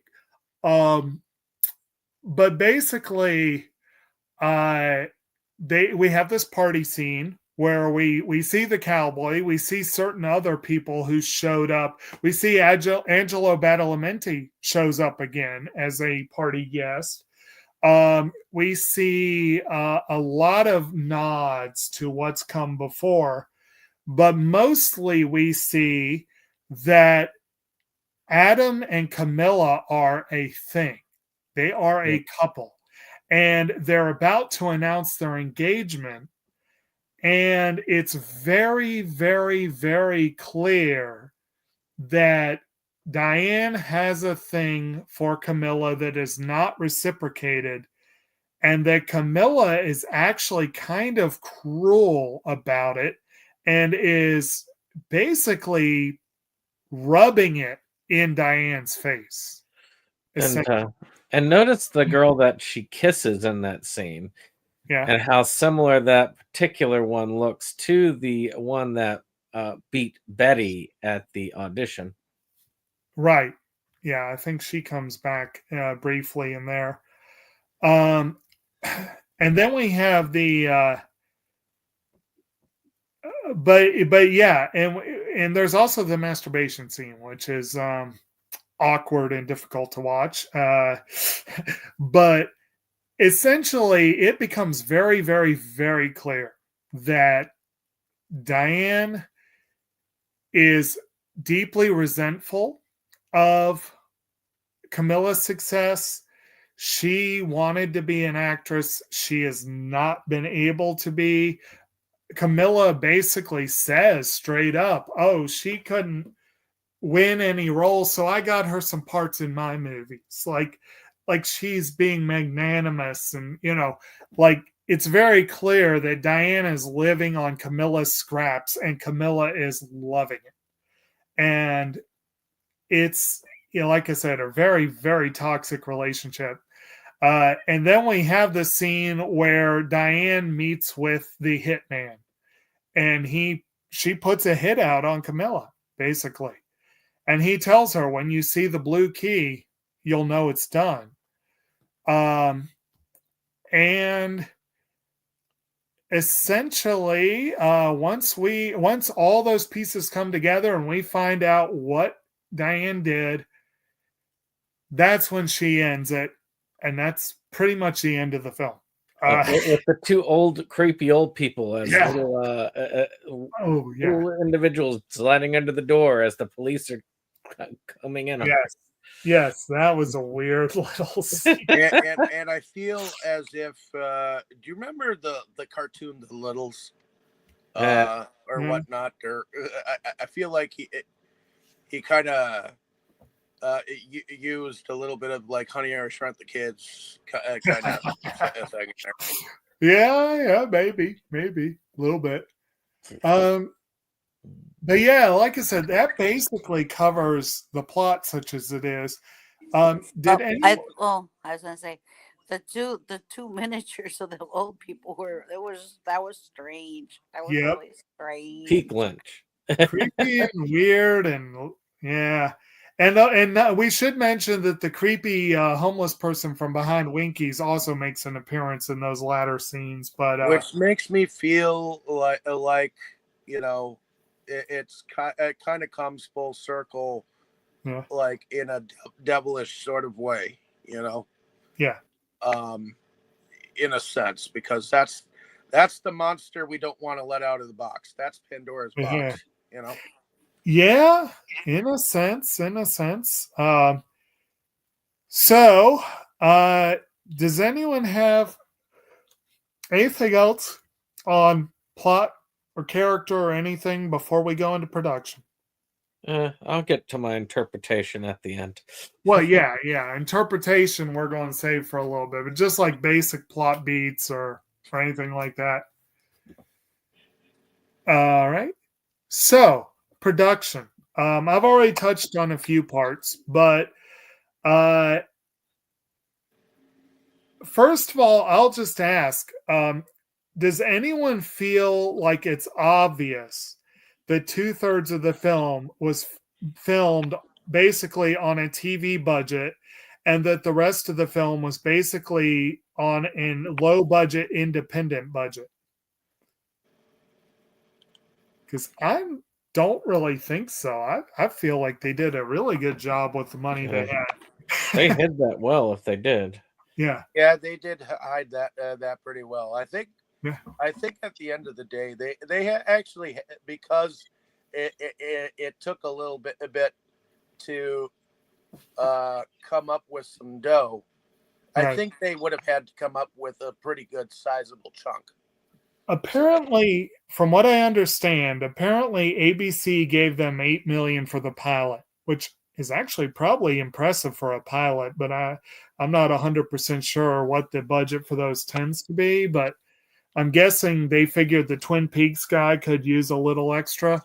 And then apparently the actual budget they got from Studio Canal Plus, their European partners, ended up being around $9 million. So the total budget was around $17 million. The movie barely made its cost back in terms of box office, but I think over the years it's probably made its cost back, but still 17 million is not that bad a budget for a 2+ hour movie. That I think they did a good job with that, personally. But what do y'all think overall, like in terms of the set design? Oh, that's one thing that's worth noting. ABC did not keep anything. They destroyed the sets and set everything back into the stream, as they say. So all the stuff that was filmed after, they had to start from scratch, basically. So they pretty much had to pay for things twice in a lot of cases. That I kind of disagree with. Having, I don't think that you should scrap anything. In all honesty, if you're a director, because you can always use something later on. I feel. Well, it's hardly the director's call in this case, but I know, but still, I feel I do like if I were a director and I were a producer or whatnot, which I am, right. I feel like whatever you've shot is at least worth something in the end. Oh yeah. So. Which is why Leonard Part 6 should be beloved by Bill Cosby. And yet, Lynch has been very vocal that if he could get a hold of that original ABC cut, he would destroy every copy. He did not want that out there, but he's well aware that a lot of copies were in existence, and there probably still are copies out there. Part of me wishes they had tracked one down for the Criterion release, but yeah. On the other hand, I could see how, since he wanted it destroyed, they probably wouldn't have wanted to do that. But it is, again, it was not his call. ABC is a subsidiary of Disney, and Disney makes some calls sometimes that are not artist friendly. And they certainly have the money and the resources that they could have sat on everything for a few years just in case. It was their stupid ass call to destroy it all. And it's definitely not something that Lynch and his people agreed with. They were very upset when they found that out. As they should be, you know. But like I said, some of this stuff they brought to the table themselves, and they were able to keep that pretty easily. But yeah. So the I just had a weird thought. Hannah Montana was a Disney production, right? Yep. I wonder if that's how they were able to get Billy Ray for this. Possibly.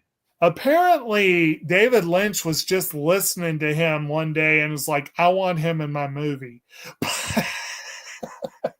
But I wonder if that connection was how they were able to get him to actually do it. I don't know.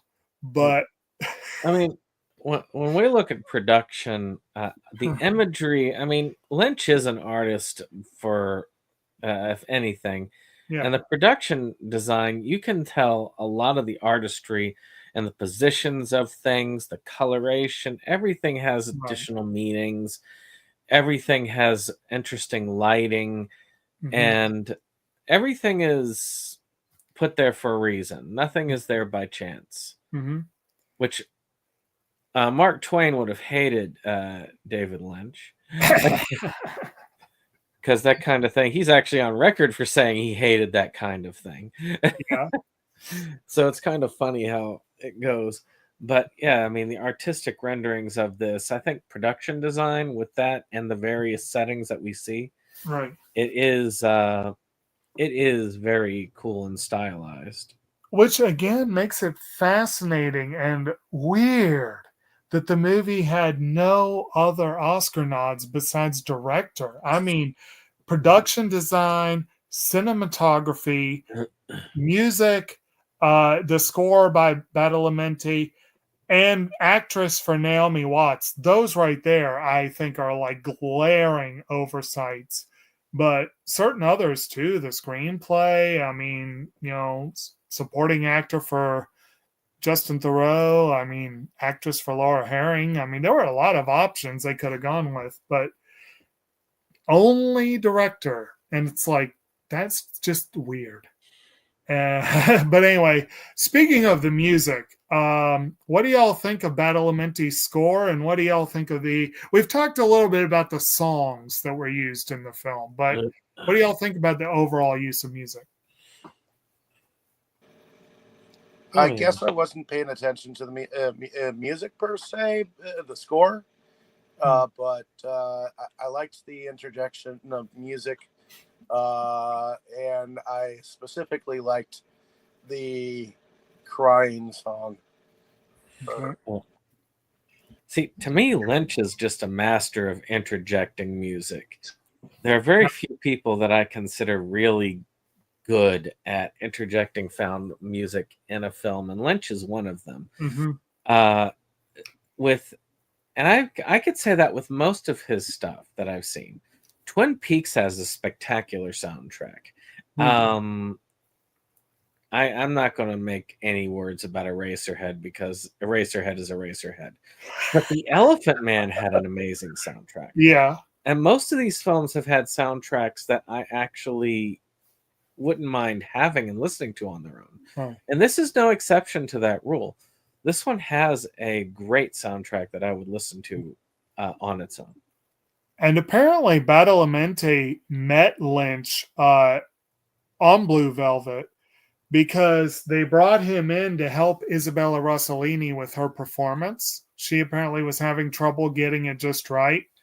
And at first he was like, I'm not really a music tutor. What do you mean? But then he was like, okay, well, I'll give it a try. And apparently he did a really good job getting her where Lynch wanted her to be. And he and Lynch struck up a friendship, and they were friends ever since. And he ended up scoring almost all of Lynch's films after that. And the way they described it was Lynch would talk and Badalamenti would put it into music. It's basically the way they describe it. And I'm like, that sounds like a pretty cool working relationship. And yeah, I think the score is excellent. I admit it's not one I would necessarily go out and listen to the score over and over again, but I'd probably once in a while if I had it. I think the score basically went good with the movie, and I will definitely remember the crying, right. That song that really stood out. Like I said, I was sitting here listening to it and I'm like, what is this? I know this, All right. Yeah, we actually have a comment.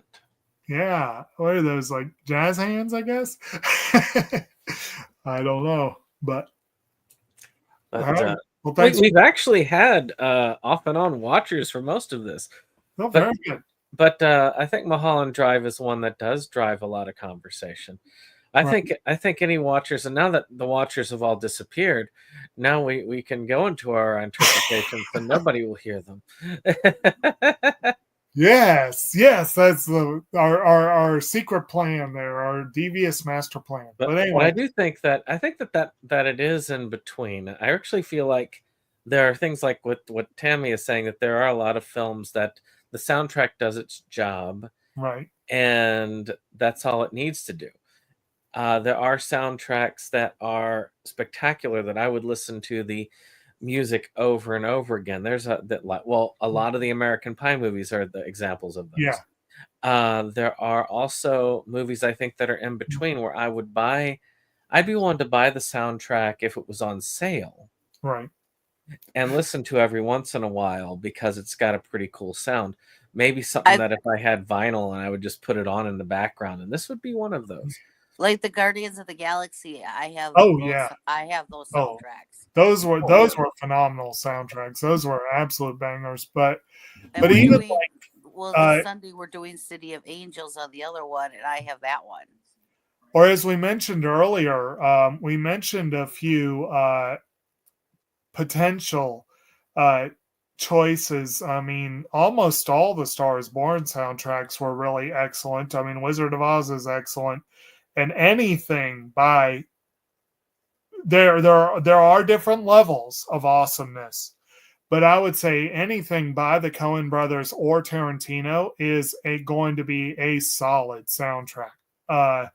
And some of those are some of the best soundtracks. There's a reason why "Oh Brother, Where Art Thou" was one of the best-selling country albums of that year. It's a phenomenal soundtrack. So there are people who have a really good ear for music. I would also say Martin Scorsese has a really great ear for music in film. Woody Allen. Woody Allen, yeah. Phenomenal. The Sweet and Low Down is one of my favorite soundtracks. I love it. Vicky Cristina Barcelona, which has one of the more beautiful soundtracks I've heard. It's amazing how some certain artists, certain directors have a taste for found music and what they put in, which was a major inspiration, I believe, behind your category that you had. Yes. But unfortunately, the Versus Awards was not to be. But we who knows? Maybe one day people will really want it, and those awards will come back again. Yeah, and maybe one day we'll be crazy enough to do it again. Who knows? I mean, Jake and I went to California ourselves. We took Spirit Airlines, crash landed, and made it all the way over there, and still nobody. Yeah. But if you guys haven't seen that, you should check out our Versus Awards show that we did, which kind of is our own parody of the Oscars in a sense. But we put our heart and souls into that particular performance. So, at any rate, which we wouldn't be able to do it well this year either, because I'm just having so much trouble giving a shit about watching new stuff, which is sad because there's a lot of stuff I want to see. It's just, but anyway, so I guess we're at that point then. Let's go ahead and say, we will do, as Brandon suggested, give our personal interpretations, but we'll go ahead and do our favorites while we're at it. If you have a favorite character, favorite scene, moment, quote, what have you, and then at the end of the day, what is your interpretation of the film? And I will say, in the spirit of fairness, I will let whoever has the most burning desire to go first be the one that goes first. Ooh, me. Okay, go for it. Because I actually sat there and spent time on this. And by the way, I don't actually like this film, oddly enough. You did what? I don't actually like this film, believe me. You don't like it. Okay, good to know. But you don't hate it, right? Why don't you like it? I don't like pretentiousness, and this film reeks of pretentiousness.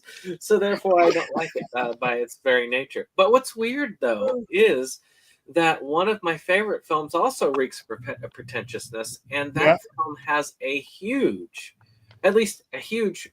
influence on my interpretation, which is, gosh darn it, Sunset Boulevard.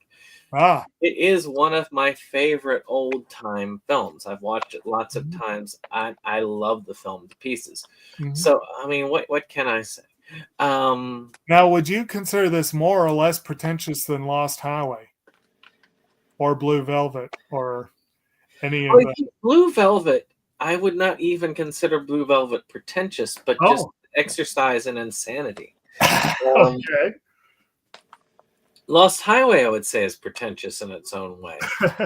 But I feel like it gets caught up in its own craziness, and I haven't bothered to do enough research into that rabbit hole to fall into it.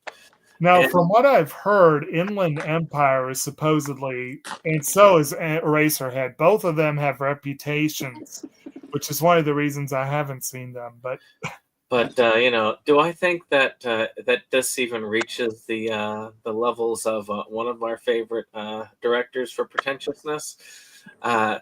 No, because I still feel like David Lynch does not have the pretentiousness to get to a perfect Tenet art. he's no Fellini, right? He's no Fellini. Is he as pretentious as Kubrick? I'd say he's at least as pretentious as Kubrick in a point, but I actually think that he has less sanity than Kubrick, and that is his saving grace. Kubrick is just a pompous ass. Actually, let me rephrase. I think that Lynch lacks the arrogance of Kubrick. He has arrogance, but I don't think he has the level, because I think that Kubrick has probably the most arrogance of all the directors in Hollywood.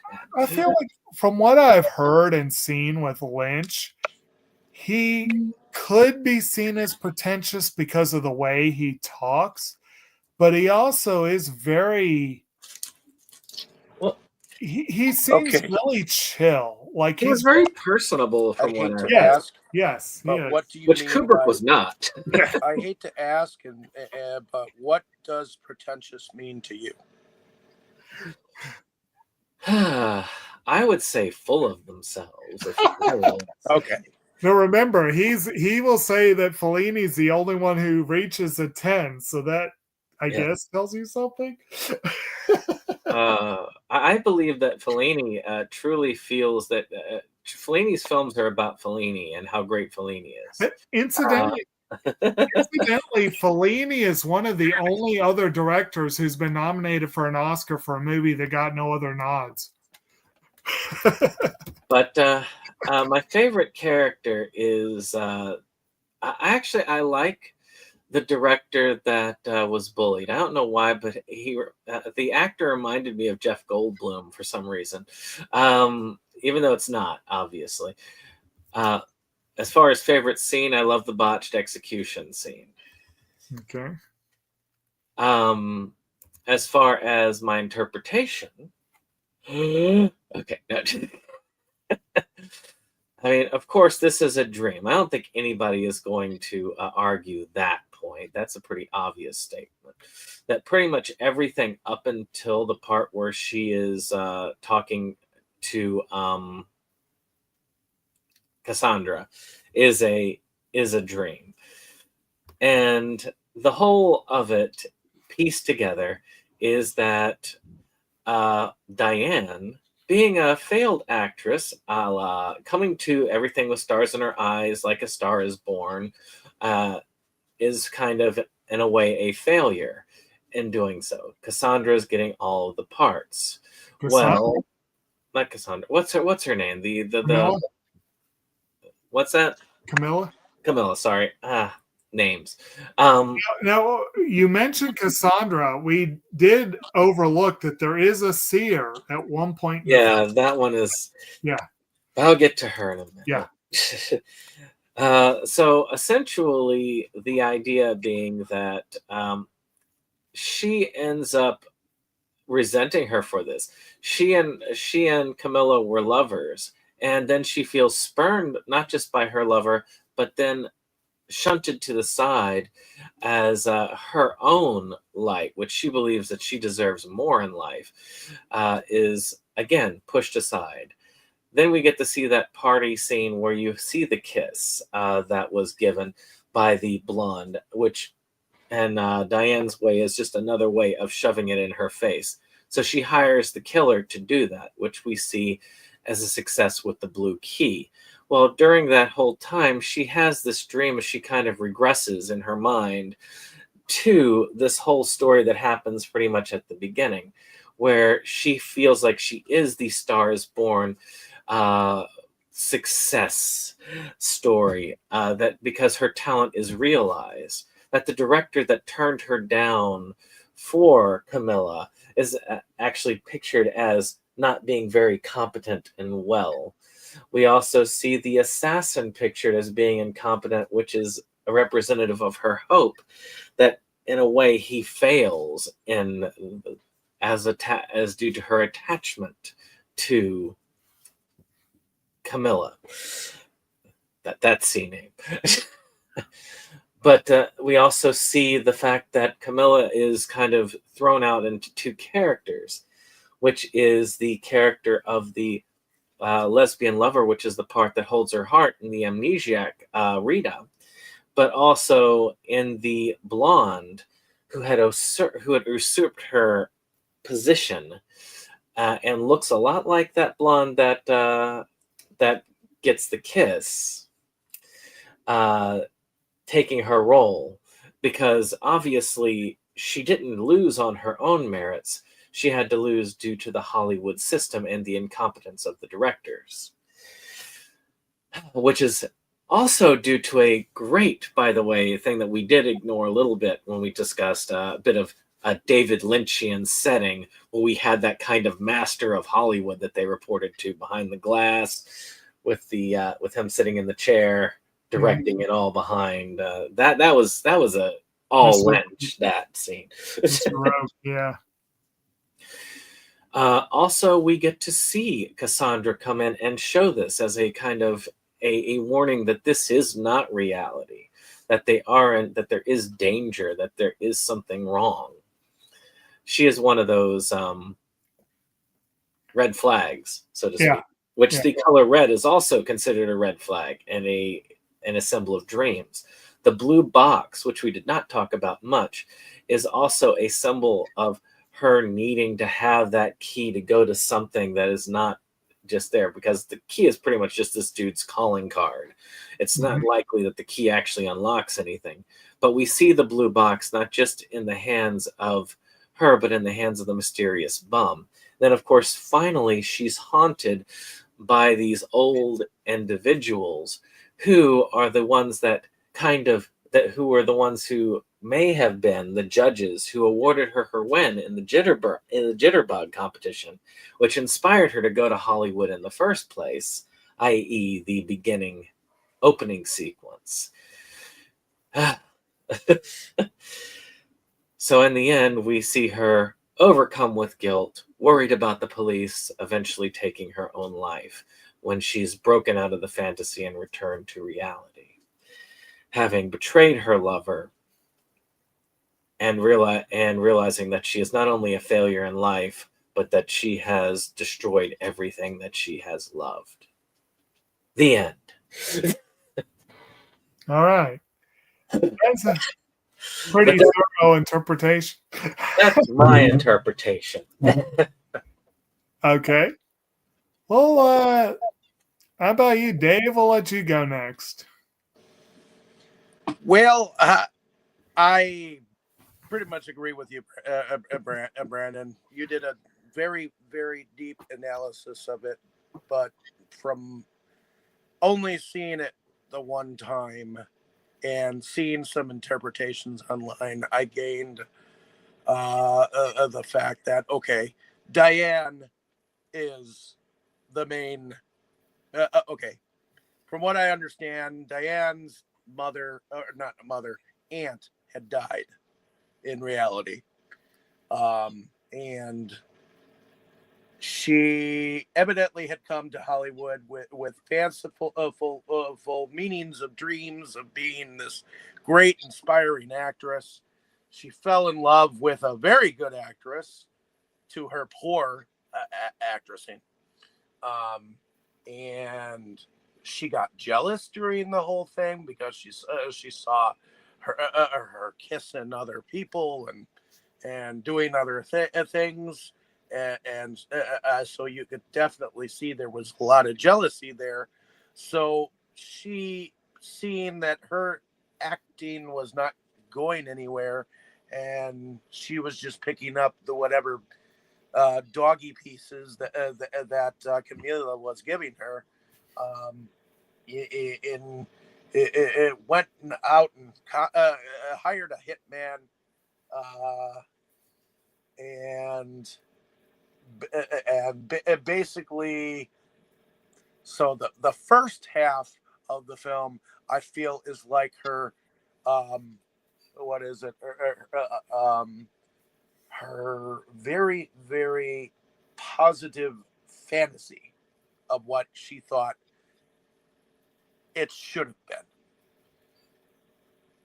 Leading up to the whole factor of when she saw the blue key sitting on the table, that's when she realized, oh fuck, reality is sitting in. I had someone kill my beloved. Okay, let's go off myself. End of story.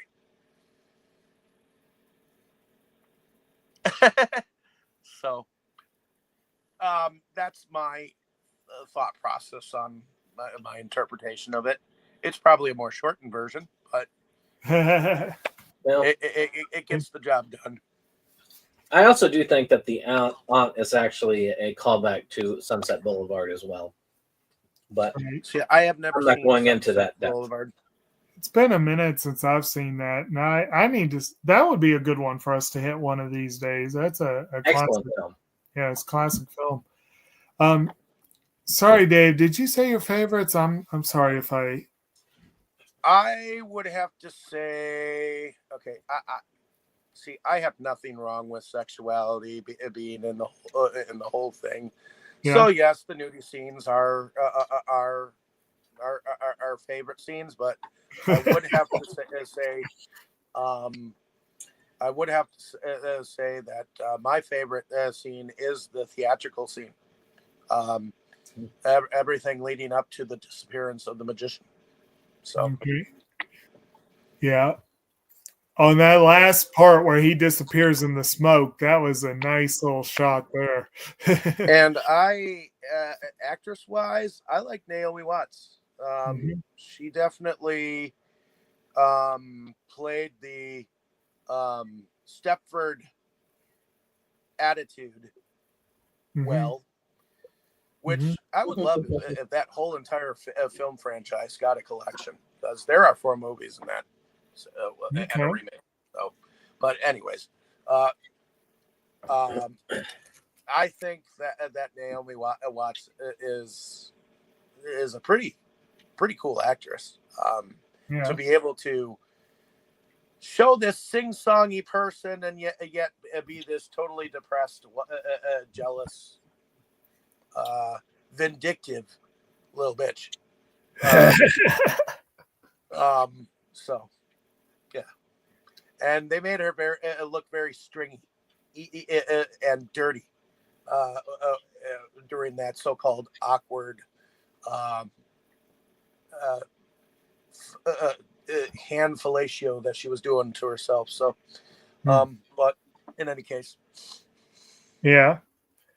And incidentally, for those who are watching, we have a video that Brandon and I did. I believe, I don't even remember when we did it, but we did one where we discussed people who got horribly overlooked at the Oscars. And I did cite Naomi Watts for Betty/Diane on that video. I have always maintained and will always maintain that year they royally screwed up the Best Actress category, both with nominations and with the win.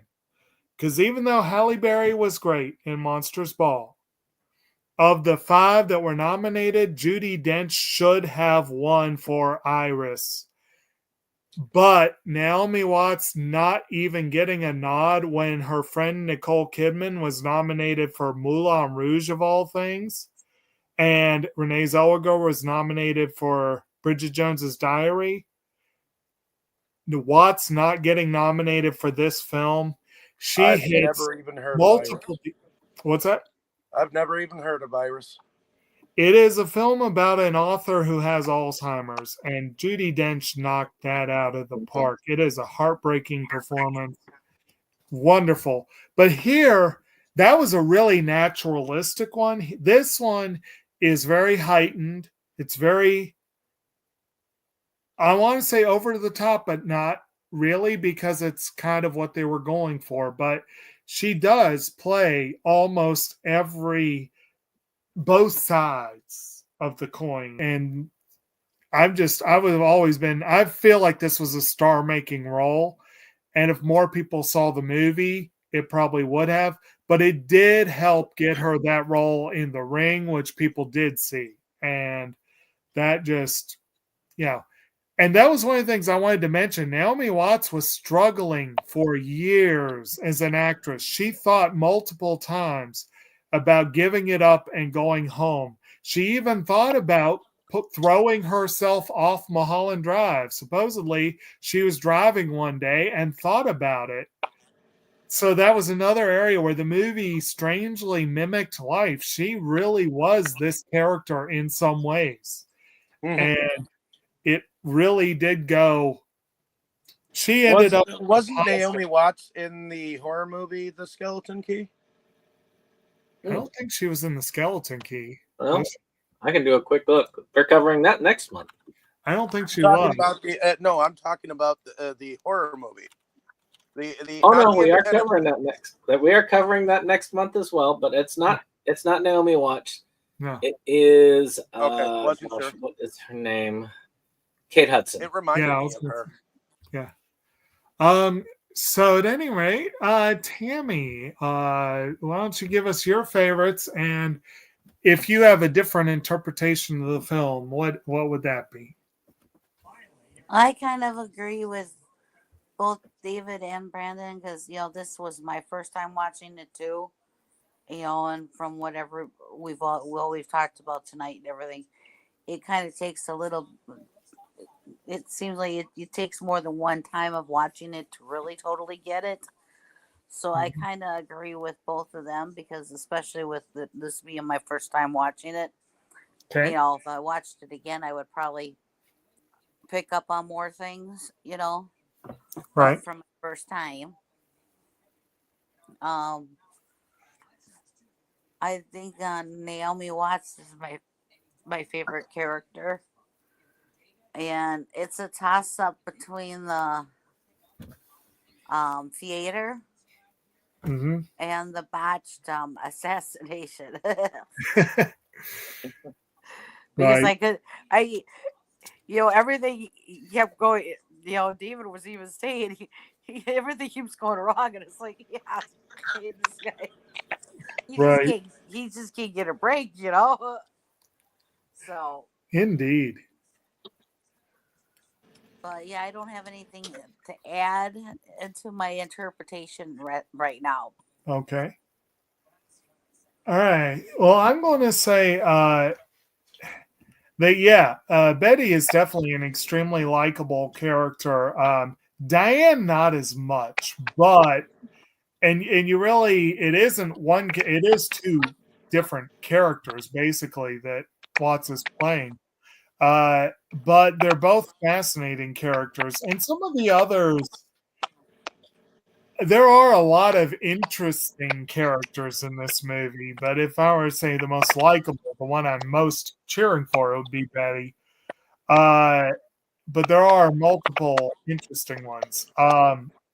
Scenes, yeah, the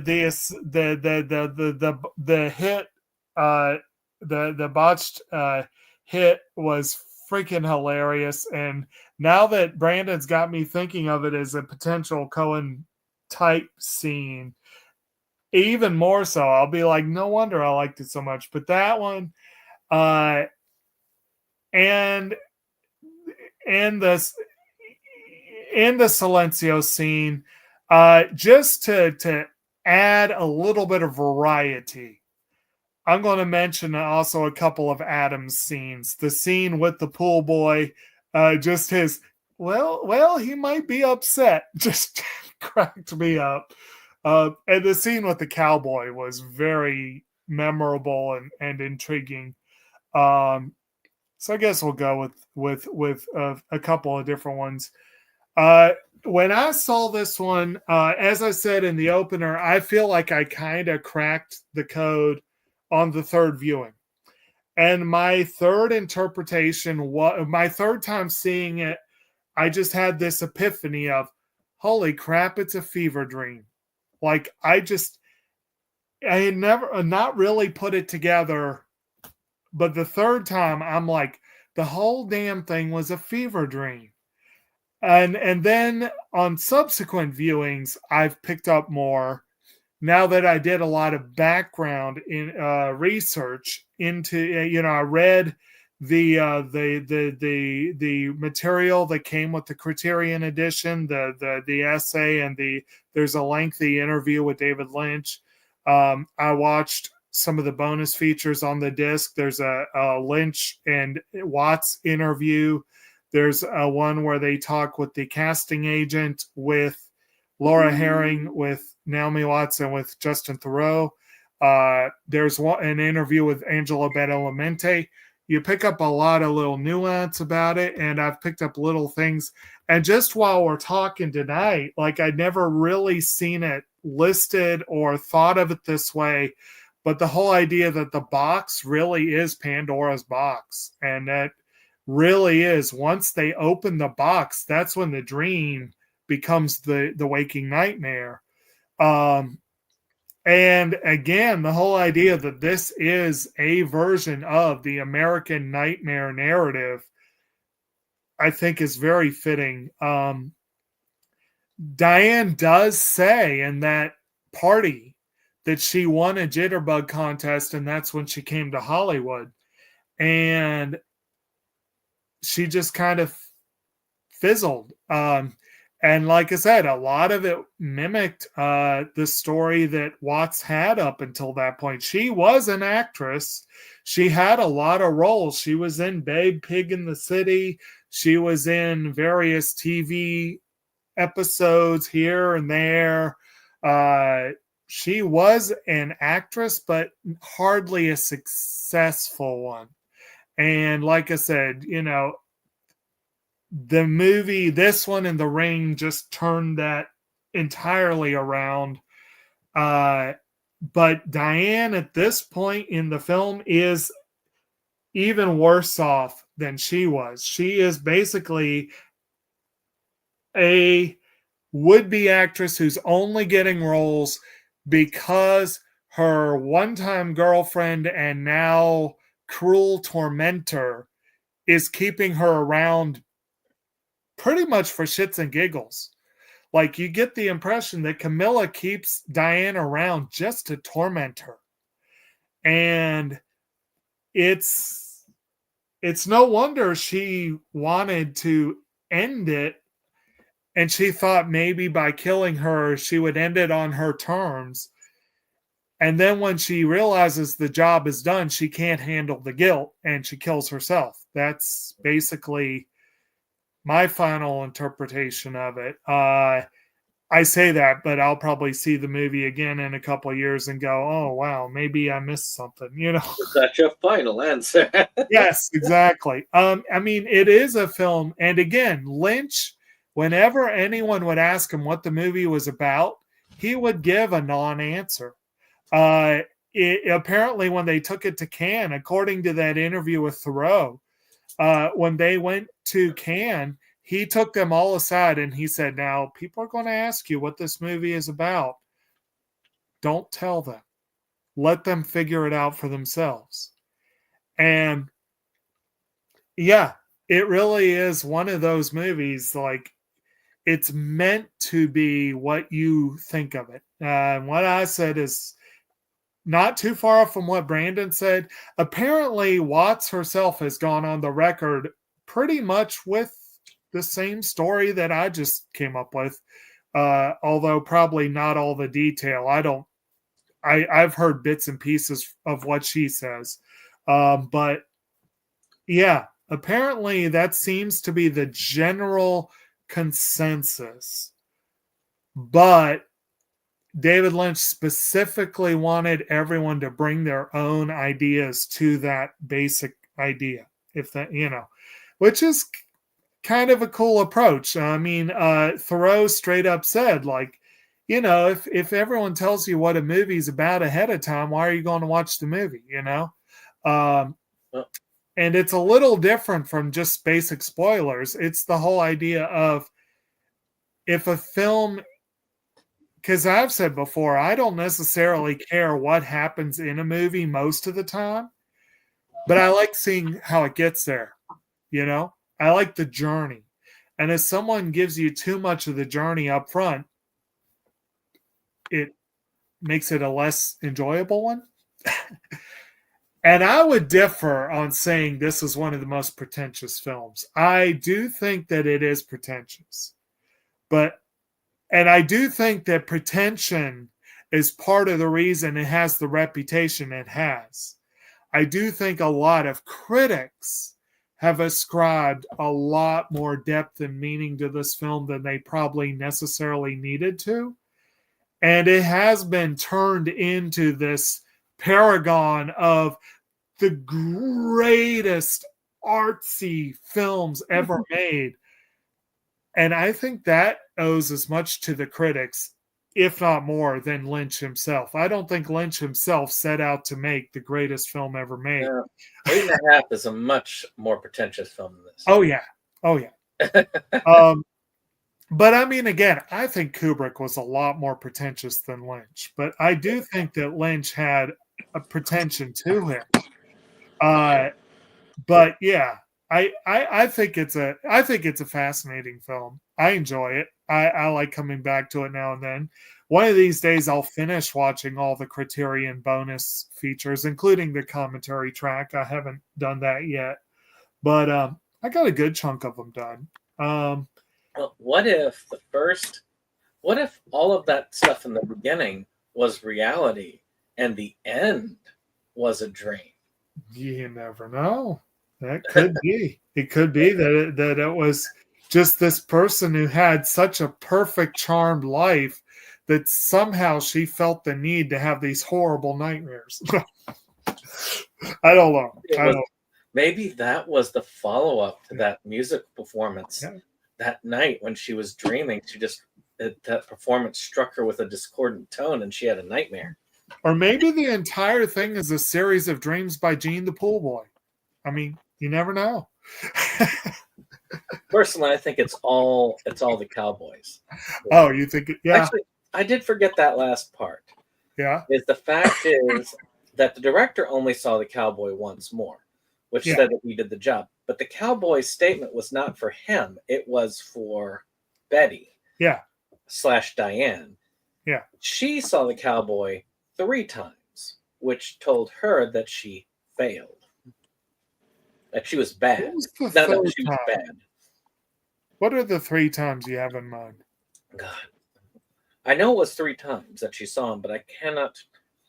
I know the 3rd time was at the party with the director. Yeah. I'm trying to remember what the other times were. But she did see them 3 times. Because I counted them when I watched it the 2nd time. And they went over in one of the interpretation videos I saw. Huh. Okay, because I don't remember the 3rd time. I'm having trouble remembering the other second. Okay, there were 3 times I can remember, but I'm having trouble remembering specifics of one of them. I do remember him showing up briefly in the party. But yeah, which is weird. The 3rd time was when he was walking in the hallway. Okay. Let's see. So he appears in the director's house during the party. Yeah. She sees him out of the corner of her eye right after the blonde girl walks out. That's one. Yeah. And the reason, of course, he showed up at that time was to show up the 3rd time to say that she did badly. Okay.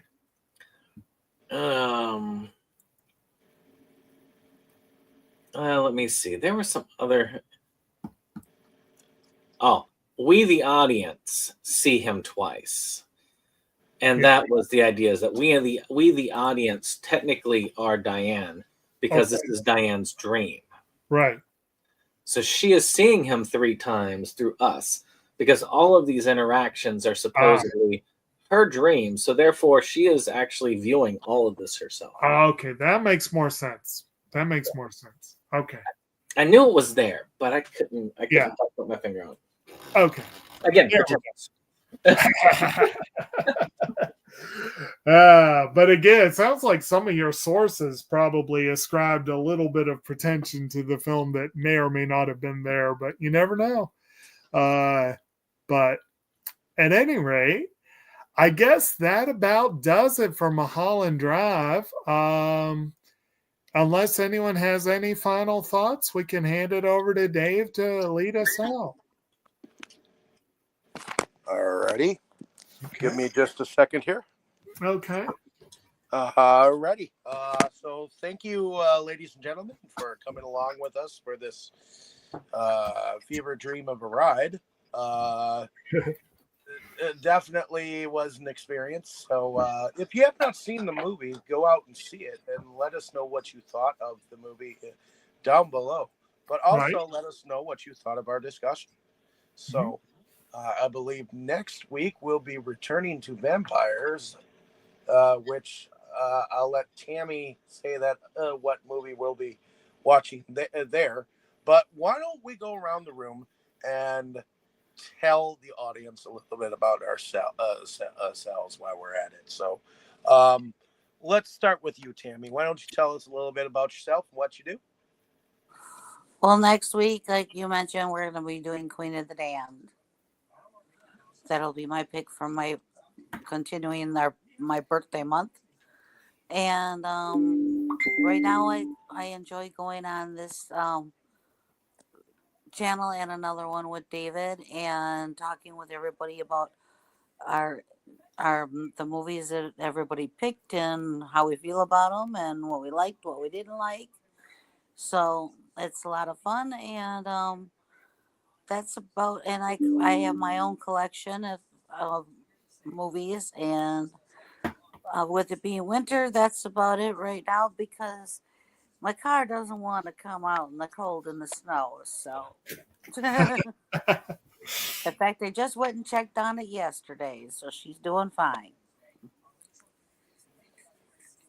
Okay, let's head over to our good friend Jake here. And why don't you tell our audience a little bit about yourself and what you do?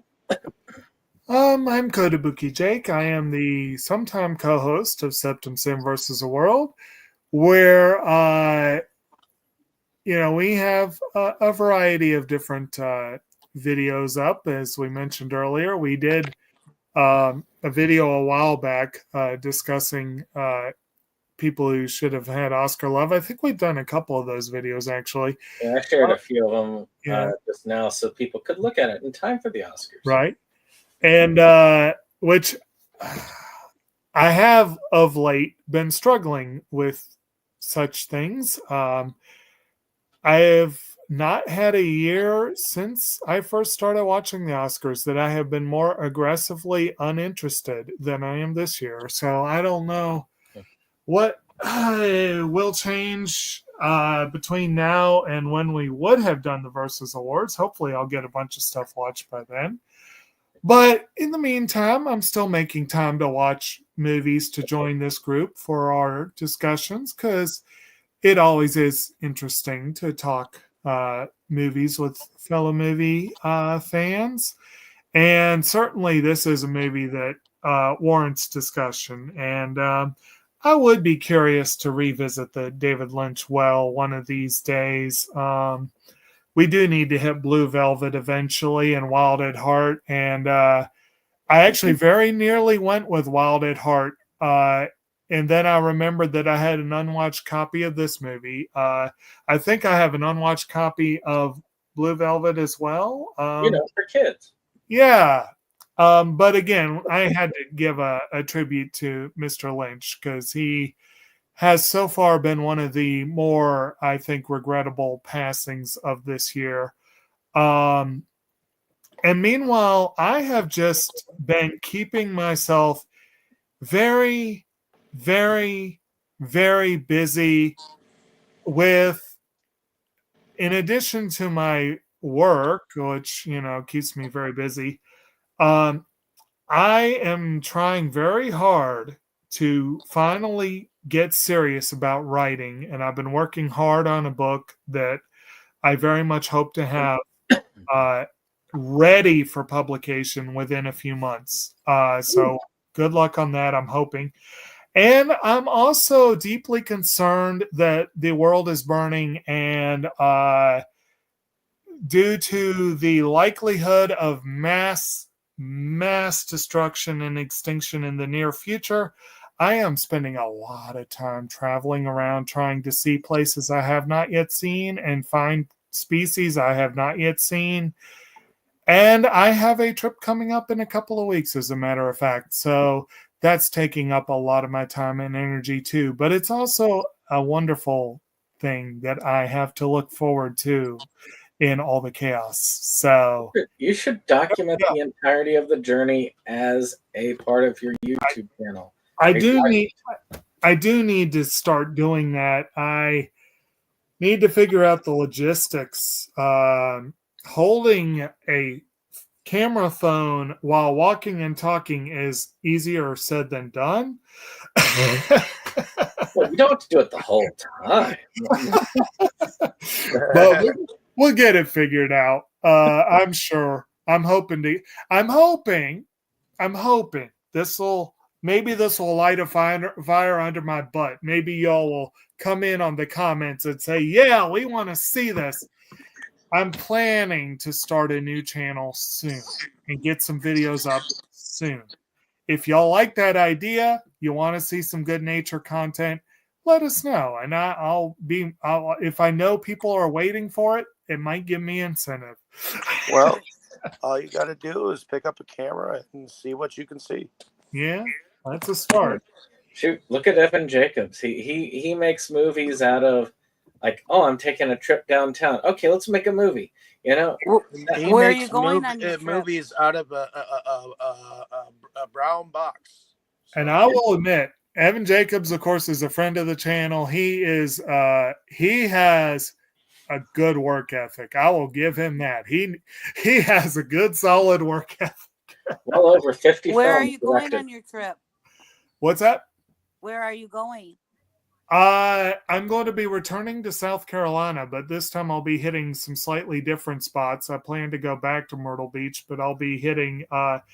It has been a goal of mine since I was a kid to visit 40 Acre Rock. I've never been, so that is a big one I'm looking forward to. So we'll see.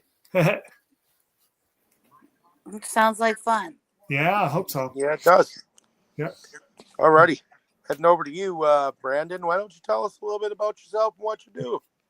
I'm SeptumSin of SeptumSin versus the World. We love our physical media there. We were going to do a pickup video today, but weather has dictated that we do different. Yeah. I am also working on, I'm trying to do more reviews on the channel. I'm trying to actually do a little bit more energy, get some top 10s. It's just about putting time together to do it. Plus, I also am trying to help people with their projects. It's a lot of work and very little time to do it in, and maintaining the mental health to keep my motivation going as well. Mm-hmm. But we have a few reviews. I've got a couple. I got one. I think The Stalking was my most recent review.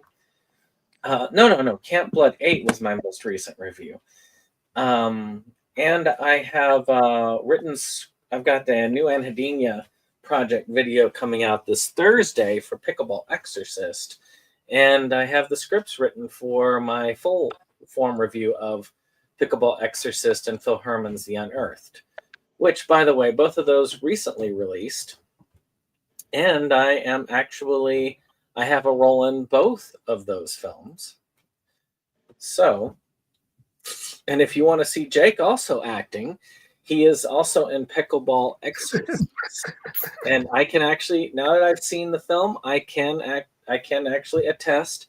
Actually, we are at the very beginning, and Evan Jacobs does a good job of squeezing that little bit of footage out over an interesting little period at the beginning and made it very funny. So, okay. If anything, it's worth seeing for that. Good times. Okay.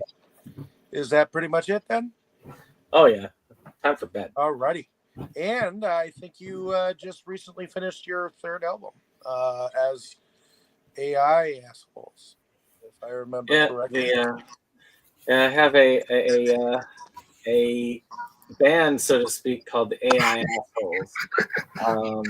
And No, I banda.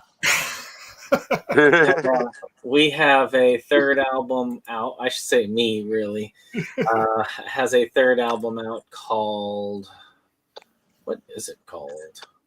I see there was the Namesake, then Taco Bell Conspiracy, and the last one is called Broken Manifesto.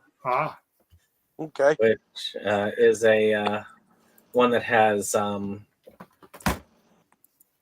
it's only $5 on the link below, actually, along with Dave's mini albums. I've got 7 of Dave's albums out there so far. Oh yeah, a lot of the music that I put together was put together by me and a ex-band member of mine.